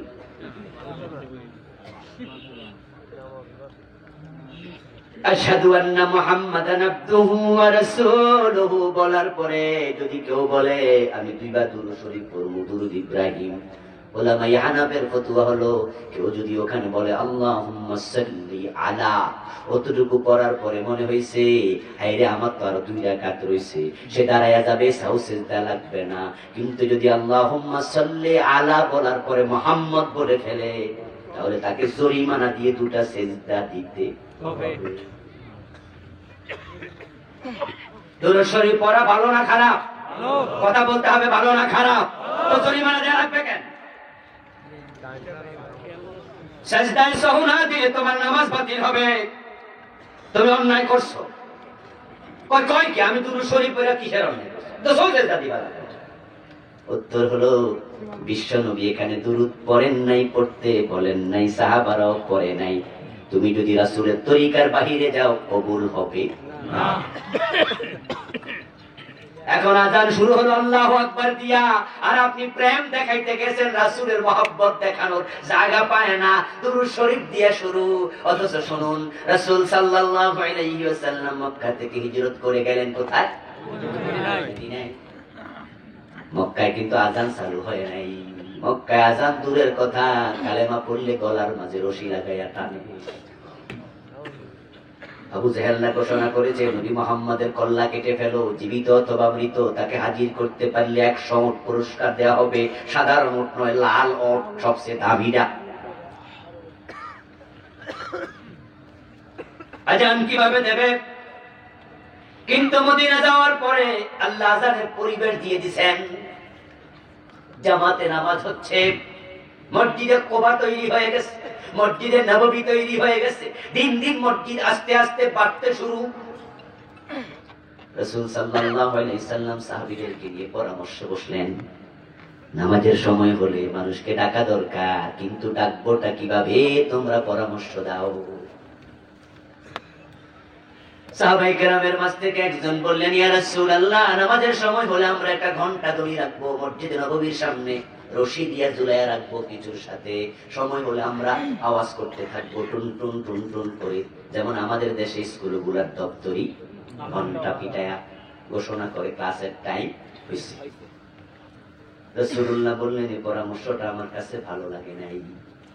আরেকজন হাত তোলা দিয়া বলে, ইয়া রাসূলুল্লাহ, আমার পরামর্শ একটা সিঙ্গালন, নামাজের টাইম বলে ফু ফু করে আওয়াজ করবো, মানুষ বুঝবে, নামাজে আসবে। রাসূলুল্লাহ বলেন, তোমার পরামর্শটা আমার কাছে পছন্দ হয়। ওকে ওকে ওকে, আজকে মিটিং শেষ, এশারের নামাজের পরে বসেছিলেন, বাড়ি চলে যাও। সবাই ভাবো কেমনে ডাকা যায়। আব্দুল্লাহ ইবনে যায়েদ নামে একজন সাহাবী, আব্দুল্লাহ ইবনে যায়েদ রাদিয়াল্লাহু তাআলা বলছেন, ভাবতে ভাবতে আমিও ঘুমিয়ে গেলাম, কেমনে ডাকা যায়। ঘুমের মাঝে দেখি আল্লাহর এক বান্দা ঘন্টা দড়ি হাতে নিয়ে কোথাও যায়। আমি পিছন দিয়া ডাকলাম, এই আল্লাহর বান্দা, তোমার ঘন্টাটা আমার কাছে বেচবা নাকি? সে বলে, করবা কি? আমি বলি, নামাজের টাইমে পিটাবো। সে উত্তরে বলে, এসব পিটাপিটি দরকার নাই, আমি তোমাকে ডাকার জন্য দারুণ কিছু কালেমা শিখাতে চাই, শিখবে কি? আমি বললাম, বলো। সে আল্লাহু আকবার বলে আজান দেয়া শুরু করলো, শেষ পর্যন্ত আমারে শিখাইয়া দিল। ফজরের টাইম হলো, মসজিদে নববীতে দৌড় মারলাম, রাসূল সাল্লাল্লাহু আলাইহি ওয়াসাল্লামের কাছে গিয়ে স্বপ্নটা শোনালাম। রাসূলুল্লাহ শুনে বললেন, স্বপ্নটা বড় পছন্দ হয়েছে, চমৎকার স্বপ্ন দেখেছ আব্দুল্লাহ। হযরত বেলাল পাশে বসা। রাসূলুল্লাহ বলেন, কুমিয়া বেলাল, ফানাদি বিসসালাহ, ও বেলাল দাঁড়ায় যাও। আব্দুল্লাহ, তুমি বেলালকে শিখায়া দাও, ফাইন্নাহু আনদামিন, তার কণ্ঠস্বর তোমার চেয়ে অনেক ভালো, সে জোরে আজান দিতে পারবে। হযরত বেলালকে আব্দুল্লাহ ইবনে যায়েদ শিখালেন, আল্লাহু আকবার বলে আজান দেয়া তিনি শুরু করে দিলেন। আজানের আওয়াজ চারিদিকে ছড়াইয়া পড়লো। হযরত ওমরের কানে আওয়াজ পৌঁছলো। ওমর রাদিয়াল্লাহু তাআলা আনহু গায়ের চাদরটা টানতে টানতে দৌড় মারলেন। মসজিদে নববীতে এসে নবী মুহাম্মদকে বলে, ইয়া রাসূলুল্লাহ, এগুলো পাইলেন কই? এত সুন্দর শব্দ কে আপনাকে বলেছে? আব্দুল্লাহ ইবনে যায়েদ স্বপ্নে দেখেছে। ওমর বলে, এই স্বপ্ন তো আমি ওমরও দেখেছি। قال فذلك اثبت فذلك اثبت, রাসূলুল্লাহ বলেন, এই স্বপ্নটা আরো দৃঢ় হয়ে গেল। আজান শুরু হলো, আল্লাহু আকবার দিয়ে তুমি আগে দুরূদ পাইলা কই? ঠিক ঠিক। বিদআত মানে হলো হিয়াল ইবাদাতুল মুহদাসা মা লাম তাকুন ফি জামানিন নবী ওয়া আসহাবি, রাসূলুল্লাহর জামানা সাহাবায়ে কেরাম এবং রাসূল যে ইবাদতটা করেন নাই, ইবাদতের নামে সেটা করা যাবে না, করলে বিদআত হয়ে যাবে। ঠিক। এখন আমরা শুরু করলাম এবার আজানের জবাব দেয়া। আল্লাহু আকবার। আমরা বলি আল্লাহু আকবার। বিশ্বনবী বলেছেন, ইদা সামিতুমুল মুয়াজ্জিন ফাকুলু মিসলা মা ইয়াকুল, মুয়াজ্জিন যা বলবে উত্তরে তোমরাও তাই বলো। এখন আমরা শুরু করলাম, মুয়াজ্জিন বলে আল্লাহু আকবার, আমরা কি বলবো? আল্লাহু আকবার। মুয়াজ্জিন বলে আশহাদু আল্লা ইলাহা ইল্লাল্লাহ, আমরা কি বলবো? মুয়াজ্জিন বলে আশহাদু আন্না মুহাম্মাদার রাসূলুল্লাহ, মুহাম্মাদার রাসূলুল্লাহ, আমরা কি বলবো? আমাদের দেশে এখানে এসে পেছ লাগছে, অনেকেই মুয়াজ্জিন বলে আশহাদু আন্না মুহাম্মাদার রাসূলুল্লাহ, আমরা অনেকে বলি সাল্লাল্লাহু আলাইহি ওয়াসাল্লাম, আবার কেউ কেউ এরকম করা শুরু করে দেয়, আছে না? قرة عيني بك يا رسول الله مرحبا يا حبيبي قرة عيني। তারা আঙ্গুলটা মুখে লাগায়, তারপরে চোখে লাগায় মুহাম্মাদুর রাসূলুল্লাহ শুনে দুরূদ শরীফ পড়ে, অথচ এখানে দুরূদ পড়তে বলা হয় নাই। রাসূলুল্লাহ বলেছেন, তোমরা মুয়াজ্জিন যা বলবে তোমরাও তাই বলবে। কিছু কিছু জায়গায় রাসূলের নাম শুনলে দুরূদ পড়া যাবে না, তার মাঝে এটা একটা। কোরআন যখন তেলাওয়াত হয়, কোরআনের মাঝে নবী মুহাম্মাদের নাম আছে না নাই? কয়বার? 4 বার। মুহাম্মদ শব্দটা এসেছে 4 বার, এছাড়া আহমদ এসেছে 1 বার, আসে না? ইয়া আইয়ুহান নবী আসছে, ইয়া আইয়ুহার রাসূল আসছে।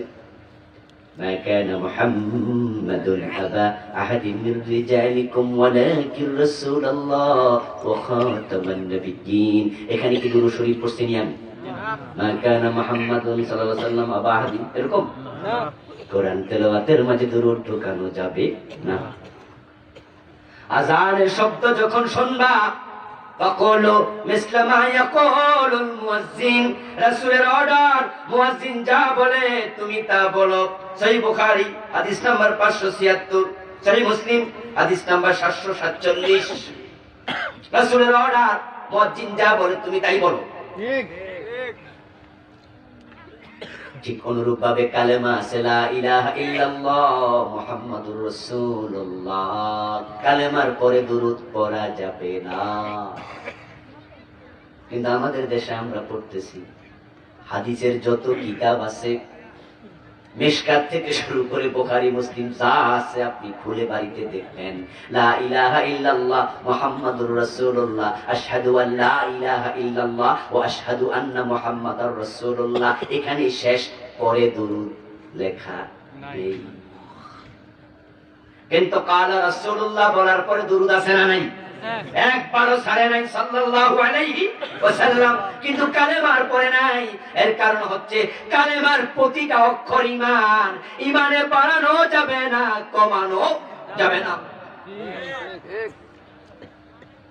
এখন মুয়াজ্জিন বলবে আশহাদু আন্না মুহাম্মাদার রাসূলুল্লাহ, আমরা তাই বলবো। এবার মুয়াজ্জিন বলে হাইয়া আলাস সালাম, আপনি কি বলবেন? রাসূলুল্লাহ বলেন, এবার তুমি শব্দ পরিবর্তন করো, হাইয়া আলাস সালাম, মানে নামাজে আসো, মুয়াজ্জিন ডাকতেছে। যদি আপনিও বলেন হাইয়া আলাস সালাহ, তোর তুমিও আইও। মুয়াজ্জিনে কয় তুমি আইও নামাজে, আমনে কোন তুমি আইও। শব্দটা সুন্দর না অসুন্দর? এই জন্য রাসূলুল্লাহ বলেন, তখন তুমি মুয়াজ্জিনকে ডাকিও না, বরং তুমি বলো লা হাওলা ওয়ালা কুওয়াতা ইল্লা বিল্লাহিল আলিয়্যিল আযীম।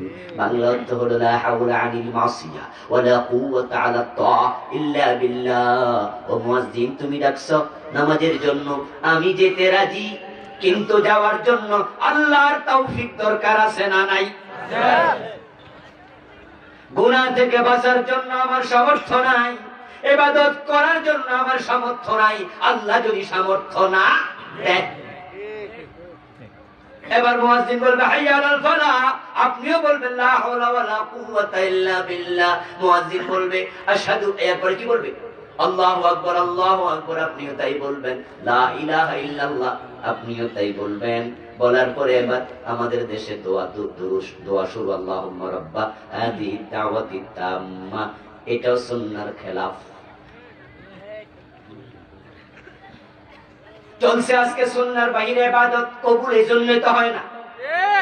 ইবাদত কবুল হওয়ার জন্য দলিল লাগবে, রাসূলের তরিকা লাগবে, হারাম বর্জন করা লাগবে।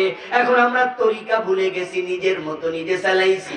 রাসূলুল্লাহ বলেন, ইযা সামিতুমুল মুয়াজ্জিনা ফাকুলু মিসলা মা ইয়াকুলুল মুয়াজ্জিন সুম্মা সাল্লু আলাইয়া। আযানের জবাব দেয়া শেষ হলে আমার উপরে দুরূদ পড়ো, কারণ দুরূদটা তো বাকি রয়ে গেছে। রাসূল কইছে দুরূদ পড়ো শেষে, আর আমরা নিছি ধাক্কাইয়া আগে। ও মুসলমান, আপনি কোথায় গেলেন? রাসূলুল্লাহ সাল্লাল্লাহু আলাইহি ওয়াসাল্লাম শিখিয়েছেন তোমরা নামাজ শুরু করবে আল্লাহু আকবার দিয়া, আল্লাহু আকবার দিয়া, আর আমরা শুরু করতেছি মুসল্লার দোয়া দিয়া। হ্যাঁ, ঠিক আছে, করা লাগে, সব দিকে করা যায়। রাসূল সাল্লাল্লাহু আলাইহি ওয়াসাল্লাম বলেন, তাকবীরুহা তাহরিম ওয়া তাসলিমুহা তাহলিল। নামাজ শুরু হবে আল্লাহু আকবার দিয়া, এটার নাম তাকবীরে তাহরিমা। আল্লাহু আকবার বললা, তুমি আল্লাহর হয়ে গেলা। দুনিয়ার কোন কাজ করা এখন আর জায়েজ, দুনিয়ার জায়েজ কাজও এখন জায়েজ নাই। ফজরের নামাজে দাঁড়াইছেন আল্লাহু আকবার বলে, দেখলেন হুজুর সূরা ফাতিহা শেষ করে আর রহমান সূরা শুরু করছে, আপনি বুঝছেন 10 মিনিটের আগে শেষ হইব না। এখন ইমামের পিছনে আপনি কি কিছু করেন না, চুপ করে থাকেন? তো এক খেলি পান খাইয়াল, পান খাওয়া লোক নামাজি আছে না? পান খাওয়া কি না জায়েজ? জায়েজ, হালাল টাকায় কেনা, পকেটে আছে। তাহলে ইমাম সাহেব কেরাত পড়বে, লক্ষণ সুবিধা না, সূরা ইয়াসিন দোস্তাইজ খারাই ঠাকুরই লাগবে। সুতরাং এক খেলি পান খাই আর শুনি উনি কেরাত পড়ুক, জায়েজ হবে? হারাম, এটা হারাম। পান খাওয়া জায়েজ, পান হালাল, কিন্তু তাকবীর দেওয়ার পরে হারাম, তাই এটার নাম তাকবীরে তাহরিমা। নামাজে দাঁড়াইছেন আল্লাহু আকবার, আপনার বাবা, আপনার উস্তাদ, আপনার পীর, আপনি যে নামাজে দাঁড়াইছেন খেয়াল করে নাই, আপনাকে বলছে কিরে বাজান কেমন আছো, জবাব দেয়া যাবে? হারাম। তাকবীর বলার পরে তুমি আল্লাহ, তোমার কথা হবে কার সাথে? আল্লাহর সাথে। রাসূল সাল্লাল্লাহু আলাইহি ওয়াসাল্লাম বলেন, তাকবীর দিয়া নামাজ শুরু, ওয়া তাহলিলু ওয়া তাসলিম, সালাম ফিরাইলে নামাজ শেষ। কিন্তু আমাদের দেশে আমরা শুরু করলাম মুসাল্লার দোয়া দিয়া, ইন্নী ওয়াজ্জাহতু ওয়াজহিয়া লিল্লাযী, এই দোয়া পড়ে নামাজ শুরু করে দেশের হাজার হাজার লাখ লাখ মুসল্লি। অথচ বিশ্ব নবী দোয়া তাকবীর দেওয়ার আগে জীবনে একবারও পড়েন নেই। তিনি পড়েছেন বন্ধু, সেটা হাদিসে আছে, তবে তাকবীর দেওয়ার পরে মাঝে মাঝে সানা হিসাবে। এই যে নামাজের বাহিরে আজকে আমরা সুন্নাহর বাহিরে চলে গেছি, নামাজ কবুল হচ্ছে না, তাই তো নামাজি হারাম ছাড়ে না। আবার নামাজ নিয়ে চলছে চরম ফতোয়া, হৃদয় রক্তক্ষরণ থেকে। এই বিষয়ে আমি একটা বই তৈরি করেছি, নাম দিয়েছি হাদিসের বৈচিত্র্যে পূর্ণাঙ্গ নামাজ। নামাজের যত জায়গায় খেলাফে সুন্নাহ আছে, যত জায়গায় উদারতা আছে, যত জায়গায় সংকীর্ণতা আছে, কিছু মাসালা আছে রাসূল একটাই করেছেন, দুটা করার সুযোগ নাই। আবার কিছু মাসালা আছে একাধিক, হাত নাভির উপরেও আছে, নাভির নিচেও আছে, বুকের উপরেও আছে। আমিন রাসূল আসতে বলেছেন, হাদিস আছে, আমিন জোরে বলার হাদিসও আছে। কিছু আছে একবারও করে নাই, যেমন নামাজে দাঁড়ায়া ইন্নী ওয়াজ্জাহতু দিয়া রাসূল জীবনে একবারও নামাজ শুরু করেন নাই, আর আপনি প্রতিদিন করতেছেন। তাকবীরে তাহরিমা দেওয়ার পর নবী মুহাম্মদ সাল্লাল্লাহু আলাইহি ওয়াসাল্লাম পড়েছেন সুবহানাকাল্লাহুম্মা ওয়া বিহামদিক, যেটা আমরা পড়ি। তিনি পড়েছেন আল্লাহুম্মা বাঈদ বাইনি ওয়া বাইনা খাতায়ায়া কামা বা'আদতা বাইনাল মাশরিকি ওয়াল মাগরিব, আল্লাহুম্মা নাক্কিনি মিনাদ যুনুব বিস-সালজি ওয়াল বারদি কামা ইউনাক্কাস সাওবুল আবয়াদু মিনাদ দানাস। তিনি বলেছেন ইন্নী ওয়াজ্জাহতু ওয়াজহিয়া লিল্লাযী ফাতারাস সামাওয়াতি ওয়াল আরদা হানিফা ওয়া মা আনা মিনাল মুশরিকিন। তিনি পড়েছেন এক এক সময় এক একটা, কিন্তু তাকবীর দেওয়ার পরে। দুরূদ পড়তে বলেছেন আযানের জবাব দেওয়ার পরে। কিন্তু আমরা তো বাঙালি মানুষ, তাই পিছনে থাকবো না, ধাক্কায় সামনে নিছি। তারপর আল্লাহর হাবিব সাল্লাল্লাহু আলাইহি ওয়াসাল্লাম নামাজে দাঁড়ালেন। নামাজে আমরাও দাঁড়ায় যাই। ওই নামাজের মাঝে এই দেশের মানুষ যখন দাঁড়ায়, প্রায় নামাজি দুজনের মাঝখানে ফাঁকা আছে না নাই? দেখবেন একজন থেকে একজন ফাঁকা দাঁড়ায়। আর করোনা এসা তো ফাঁক আরো বাড়াই। বাজারের মাঝে ফাঁক রাখে না, লোকাল বাসে ফাঁক রাখে না, সিনেমা হলের সিটের মাঝে ফাঁক রাখে না, গার্মেন্টসে ফাঁক পাওয়া যায় না, যত ফাঁক মসজিদের ভিতরে ঢুকাইছে। লোকাল বাসে দেখবেন একজনের কাঁধে আরেকজনের কাছে, কেউ ঝুলতাছে, কেউ কাঁধে উঠছে। আর মসজিদে গেলে আড়াই হাত ফাঁক, 1.5 হাত। সতর্কতা লাগবে, কিন্তু সীমা লঙ্ঘন করা যাবে না। নামাজের মাসালা হলো বিশ্ব নবীর বক্তব্য, সোজা হয়ে দাঁড়ায় যাও, কাঁধে কাঁধ মিলাও, পায়ে পা মিলাও। রাসূল সাল্লাল্লাহু আলাইহি ওয়াসাল্লাম বলেন, আমি সামনে যেমন দেখি, নামাজে দাঁড়ালে পিছন থেকেও তেমন ভাবেই দেখি। এটা রাসূলের মুজিজা, মুজিজা। আল্লাহর হাবিব বলেন, যখন তোমরা দাঁড়াও দুজনের মাঝে ফাঁকা রেখে দাও, আমি নবী মুহাম্মদ দেখি শয়তান বকরির বাচ্চার সুরত ধরে দুজনের মাঝখানে দাঁড়ায়। শয়তান যখন মাঝখানে খাড়ায় কুমন্ত্রণা দেয়, তখন নামাজে আপনি থাকেন, মন ফিরিজপুর বাজারে চলে গেছে। নামাজে দাঁড়াইয়া কত চিন্তা, নামাজে খাড়াইয়া মসজিদের দরজা গনে, জানালা গনে, কেউ কেউ লাইট ফ্যানও গনে। আপনি সালাম ফিরে তাকায় দেখবেন বন্ধু পিছনের দিকে 3-4 জন দাঁড়াইছে, বাকি নামাজ 2 রাকাত ছুটে গেছে, 1 রাকাত ছুটে গেছে। ওই নামাজ পড়ার জন্য খাড়াইছে। আপনি পিছনে ফিরে তাকাবেন, হে আমনের দিকে চাইয়া রইছে। অথচ সুন্নাহ কোনটা?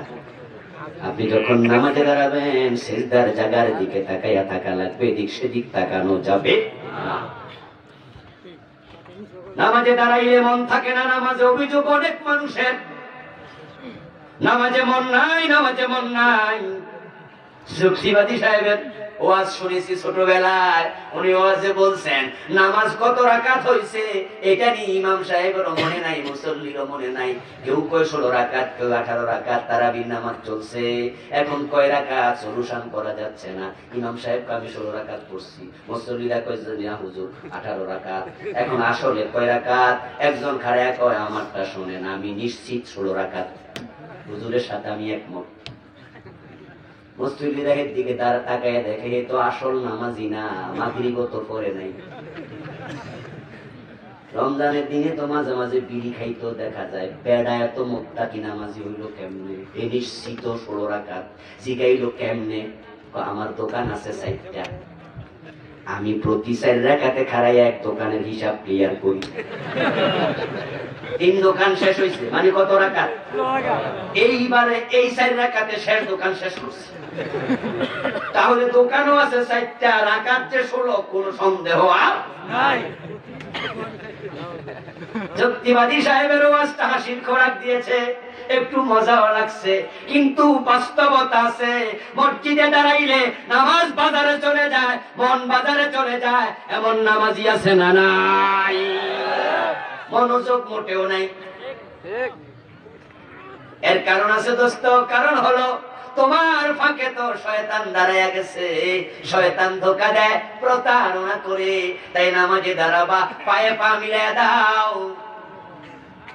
নামাজ চলবে, সামনে যাবে নামাজ। আল্লাহ পাকের কুদরা, আল্লাহ পাকের নিয়ম। আল্লাহ রাসূলকে তিনি শিখিয়েছেন সালাম ফিরে নামাজ শেষ করে দাও। এখন সালাম ফিরালে নামাজ শেষ হয়ে গেল, সালাম ফিরানোর পরে কিছু কাজ আছে না নাই? রাসূলুল্লাহ সাল্লাল্লাহু আলাইহি ওয়াসাল্লাম সাহাবী ইবনে আব্বাস বলেন, আমরা যারা জামাত পেতাম না, মসজিদের বাইরে আসতেছি ওযু কইরা, যদি তাকবীরের আওয়াজ শুনতাম সমস্বরে, বুঝতাম নামাজ শেষ হয়ে গেছে। অর্থাৎ নামাজের সালাম ফিরানোর সাথে সাথে সাহাবারা, নবী মুহাম্মদ সহ সবাই জোরে একবার বলতেন আল্লাহু আকবার। নামাজের সালাম ফিরে বিশ্ব নবী বলতেন আল্লাহু আকবার। তারপরে বলতেন 3 বার আস্তাগফিরুল্লাহ আস্তাগফিরুল্লাহ আস্তাগফিরুল্লাহ। কি চমৎকার ইসলামী আপনার কনসেপ্ট, কি মজা। আপনি সালাম ফিরে এখন আল্লাহ আমি ক্ষমা চাই, আল্লাহ আমি ক্ষমা চাই, আল্লাহ ক্ষমা চাই। এর মানে কি? আল্লাহ তোমাকে যেভাবে সেজদা দেওয়ার কথা ওইভাবে দেওয়ার সামর্থ্য আমার নেই,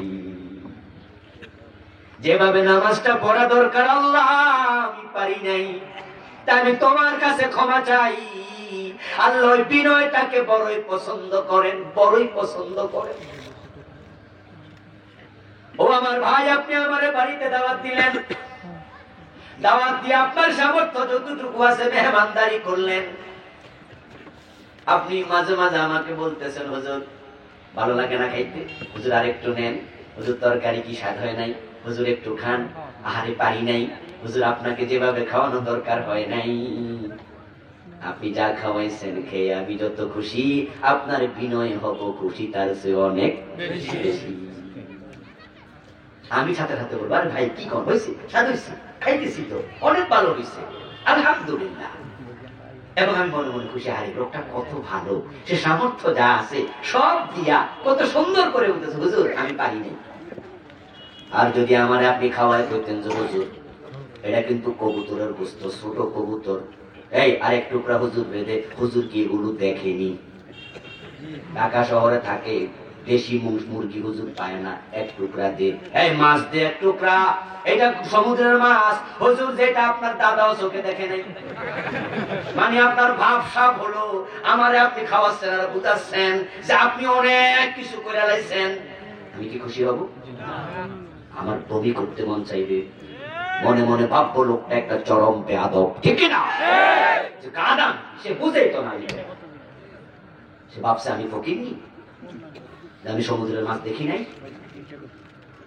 আপনি আমাকে কোটি টাকা দিয়ে খুশি করতে পারবেন না যদি ইজ্জত না দেন। আমি নারাজ থাকবো আপনার উপরে, পাইছেনটা কি? আর যদি 10 টাকা হাদিয়া দিয়া সামর্থ্যের আলোকে তারপরে এবার বলেন হুজুর আমার কাছে চেয়ে বেশি নাই, থাকলে আরো দিতাম, হুজুর সরি মনে কষ্ট নিয়েন না, হুজুর আপনি ধনী মানুষ, আমি জানি 10 টাকা আপনারে দিলে আপনার কষ্ট লাগবে, হুজুর আমার কাছে আর নাই। আমি তখন তার 10 টাকাকে কোটি টাকা মনে করব। আপনি সালাম ফিরে বলবেন আস্তাগফিরুল্লাহ আস্তাগফিরুল্লাহ আস্তাগফিরুল্লাহ, আল্লাহ আমি ক্ষমা চাই, আমি পারি নাই। আল্লাহ আপনার দিকে তাকায় খুশি হয়েছে, খুশি হয়েছে। তারপরে রাসূল কি করতেন? আয়াতুল কুরসি পড়তেন। বিশ্বনবী বলেন 5 ওয়াক্ত ফরজ নামাজের পরে যে ব্যক্তি আয়াতুল কুরসি পড়ে, লা তামনাহু মিনাল জান্নাহ ইল্লাল মাউত। আয়াতুল কুরসি প্রত্যেক ফরজ নামাজের পরে যে পড়ে তাকে জান্নাত থেকে মৃত্যু ব্যতীত কেউ ঠেকাতে পারে না। রাসূলুল্লাহ সালাম ফিরে 33 বার বলতেন সুবহানাল্লাহ, 33 বার বলতেন আলহামদুলিল্লাহ, 34 বার বলতেন আল্লাহু আকবার।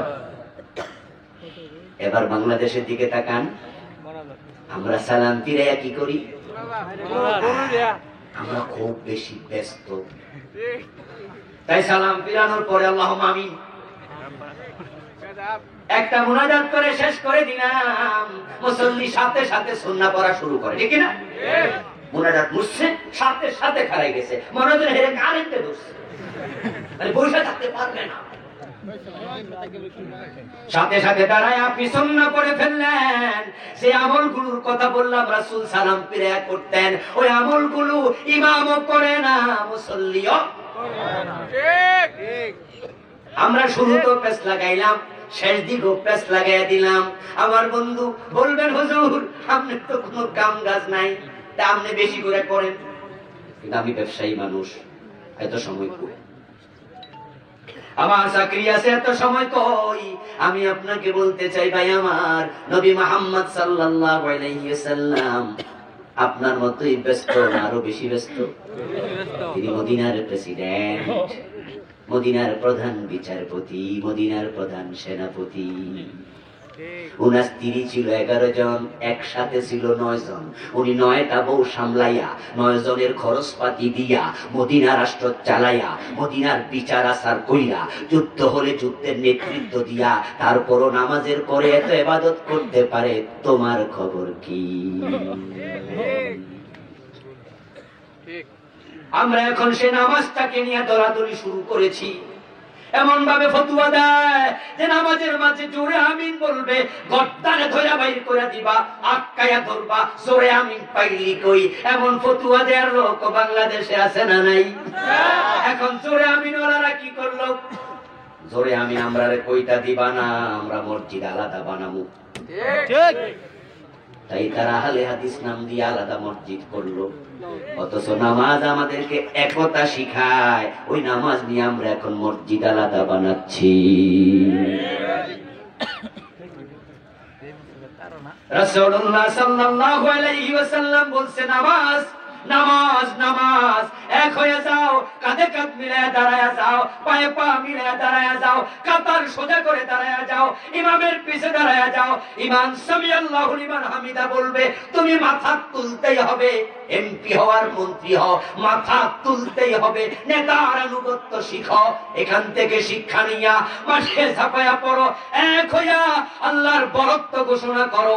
পরে 200 কোটি মুসলমান এক যদি হতে পারো, নামাজ থেকে শিক্ষা নিয়া তোমাদের গায়ে আঘাত করার সাহস কোনদিন কোন কাফের দেখাবে না। কিন্তু আমরা নামাজ নিয়ে বিভেদ শুরু করলাম। যারা হজ করছেন, উমরা করছেন, জোরে আমিন বলার লোক মক্কায় আসেনি, মদিনা আছে না নাই?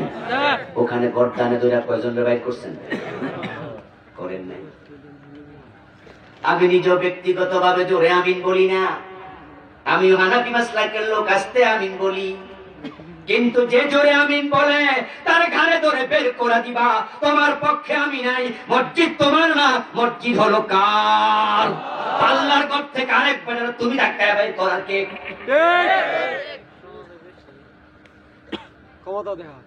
ইমাম শাফি রাহমাতুল্লাহি আলাইহি উনি কিন্তু জোরে আমিন বলার লোক, ইমাম আবু হানিফা আস্তে বলার লোক। কারণ ধরুন ইমাম শাফি রাহমাতুল্লাহি আলাইহি যদি বাংলাদেশে এসে নামাজ পড়তেন, উনি কি আমিন আস্তে কইতো? আমার বন্ধু উত্তরবঙ্গে বাংলাদেশের রাজশাহী অঞ্চলে কিছু আহলে হাদিস আছে না? আছে। এখন আপনাদের কটিয়াদি বাজিতপুরে বেড়াতে আসছে, এখানে বোন বিয়ে দিছে, বোনের বাড়ি বেড়াতে আসছে। মাগরিবের নামাজে আপনার পিছনে সে দাঁড়াইলো, আপনি বলেন ওরা ইমাম হিসাবে, সে কিন্তু ওই এলাকায় জোরে আমিন কইয়া অভ্যাস, আপনিও কিন্তু তারে থামাইতে পারেন নাই, সে জোরে কইয়া দিছে। এখন আপনি নামাজের মাঝে ফুলতাছেন, দরমু সালামটা ফিরাইয়া লই, গত মা ফিরিয়া খুজুর কইয়া গেছে তারে তোমবা, তাই নামাজে ধরার চিন্তা। তোমার সাথে নামাজির দুশ্মনী হবে না, নামাজির ঝগড়া হবে না, তোমার সাথে নামাজির হবে ভ্রাতৃত্ব, নামাজির হবে বন্ধুত্ব। যদি ভুলও করে ভালোবাসা নিয়ে সংশোধন করতে হবে, ঝগড়া লাগানো যাবে না। রুহামাউ বাইনাহুম, মুমিন মুমিনের বন্ধু, ভালোবাসার লোক। এখন বন্ধু আপনি ধরতে গেছেন, একজন টুপি ছাড়া নামাজ পড়ছে, কিছু কিছু পোলাপান আসে নামাজে আসছে, টুপি মাথার দেয় নাই, কলেজে পড়ে, ভার্সিটি পড়ে। এখন মসজিদের সভাপতি সাহেব সালাম ফিরিয়া পয়সা রয়েছে, তারে দুই হইব। দেশে সুন্না মুন্না শাস্ত্রে সুন্না পরে বের হচ্ছে, সভাপতি ডাক দিছে, এই ছেলে এদিকে আস। বাড়ি কই? তার বাড়ি তো আমার অমুক এলাকায়। টুপি কই? কিসের নামাজ শিখছো?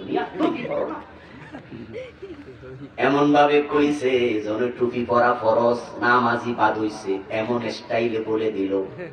এই ছেলে তো জোহর কইরা আসর কইরা বের হইছে, ফুটবল খেলছে, ক্রিকেট খেলছে, পোলাপান মানুষ। মাগরিবের আজান হইছে, তার মনে মনে চিন্তা, আজান তো হইছে, নামাজে যাওয়া দরকার। কিন্তু আবার হঠাৎ মনে পড়ছে মুরব্বি পাইলে তো আবার দম খাইব,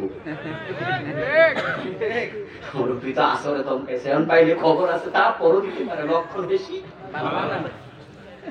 টুপি নাই, যুবক মসজিদে আসে নাই। ও মুরব্বি বাবা, তুমি ভুল করেছ। এটা সংশোধনের রীতি না।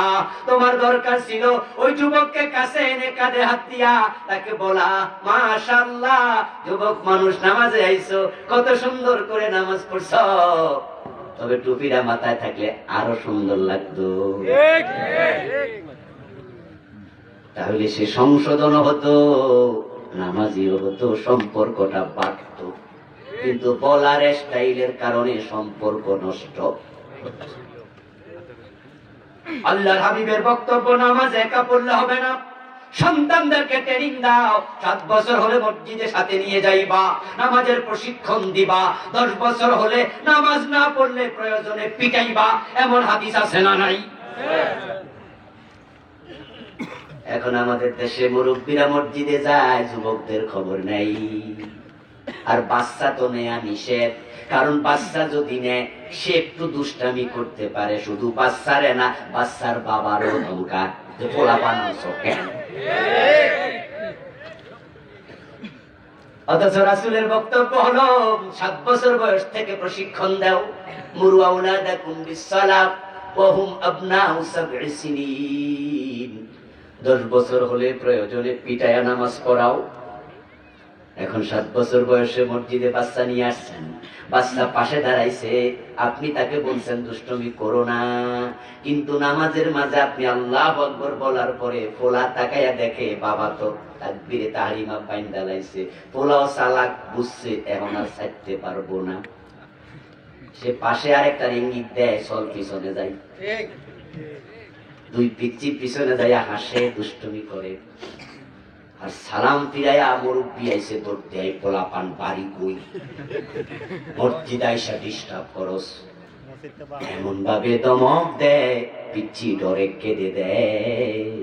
অথচ নবী মুহাম্মদ সাল্লাল্লাহু আলাইহি ওয়াসাল্লাম যখন সিজদায় যেতেন, হাসান হোসেন দুজন মিলে কান্দে উঠছে। তোমার তো মুরব্বি কাঁধে ওঠে নাই বাবা, তোমার কাঁধে ওঠে নাই। ও পিছনে দুষ্টামি করছে, বাচ্চা দুষ্টামি করবেই। এখন এমন ভাবে ধমক দিলা, বলে নামাজের ডিস্টার্ব, ও মিয়া পোলা পানানেন কেন? অথচ রাসূলের মেয়ে যায়নাব রাদিয়াল্লাহু তাআলা আনহার মেয়ে উমামাকে রাসূল কোলে নিয়ে নামাজ পড়তেন। যখন রুকুতে যেতেন কোল থেকে নামায়া রেখে সিজদা রুকু দিয়া ওঠার সময় আবার কোলে নিয়ে নামাজ পড়ছে। হাসান হোসেন কান্দে উঠছে, অসুবিধা নাই, কিন্তু এমন জোরে ধমক মারলা ওই পোলা ভয় পাইয়া গেছে। পরের দিন আবার বাবা কয় আমার সাথে মসজিদে চল, পিচ্ছি কয় কিয়ামত পর্যন্ত আর যাইতাম না। ওই লাল দাড়িওয়ালা এমন ধমক দিছে, মসজিদে আর ভয় আসে না। কেন এভাবে এমনটা হবে? কেন এমন হবে? আপনার উচিত হলো ওই বাচ্চাদেরকে সংশোধন করা, নিজে নিজের বাচ্চা নিয়ে মসজিদে যাওয়া। যে বাচ্চা দুষ্টমি করেছে তাকে টেনে এনে বুকে জড়াইয়া কপালে একটা চুমু দিয়া পকেট থেকে একটা চকলেট বের করে দাও। তাকে বলো, মসজিদে এসেছে ধন্যবাদ, একটা চকলেট দিলাম পুরস্কার। কালকে যদি এসে দুষ্টামি না করো, লজেস পাইবা 2টা। বাচ্চা আগামী দিন এসে দুষ্টামি করতো না। কেউ দুষ্টামি করাতে চাইলে বলতো আমি চুপ, আমি 2টা লজেন্স নিতে চাই। মসজিদে আসতো, সংশোধন হতো। এমন ভাবে কথা বলো জাতির মাঝে কোনো বিভেদ যেন তৈরি হয়ে না যায়। রমজান আসলে ঝগড়া, 8 রাকাত 20 রাকাত, এটা নিয়ে ঝগড়া, ওটা নিয়ে ঝগড়া, মসজিদ হচ্ছে আলাদা। এই কষ্টগুলো দেখে আমি এই বইটা লিখলাম। আলহামদুলিল্লাহ, আশা করি জাতির অনেক বিভক্তি দূর হবে। মুদাল্লাল হাদিসের পৃষ্ঠা নাম্বার সহ দিয়ে মাসলাকের যত রকমের হাদিস আছে সব এনেছি, আশা করি কাজে লাগবে। আপনারা যারা নামাজ সংক্রান্ত সকল মাসাইল জানতে চান, সিজদায় গিয়ে বাংলায় দোয়া করা যাবে কিনা, আল্লাহর কাছে চাইতে কি আরবি শর্ত, এইভাবে কত রকমের মাসাইল আছে যেগুলো আমরা না জেনে আমরা বঞ্চিত হচ্ছি। আমরা খাজা বাবার কাছে চাওয়া দরকার নাই, আমাদের আল্লাহ আছে না নাই? চাওয়ার মতো চাওয়া লাগবে শুধু। এই জন্য সার্বিক বিষয় এখানে আছে, ইনশাআল্লাহ আশা করি উপকৃত হবেন। আমার শিরকের বইটা, বেদাতের বইটা স্টেজে আসতে পাবেন। দোয়ার পরে তাদের পক্ষে সম্ভব সংগ্রহ করবেন। বিশেষ করে ইমাম সাহেব যারা আছেন, ওলামায়ে হযরত, আপনাদের খেদমতে বলতে চাই, বইটা আপনাদের উপকার দেবে ইনশাআল্লাহ। আল্লাহ, আমরা দোয়া করে একসাথে বিদায় নেব। সভাপতি সাহেব কিছু কথা বলবেন, এরপরে দোয়া হবে ইনশাআল্লাহ।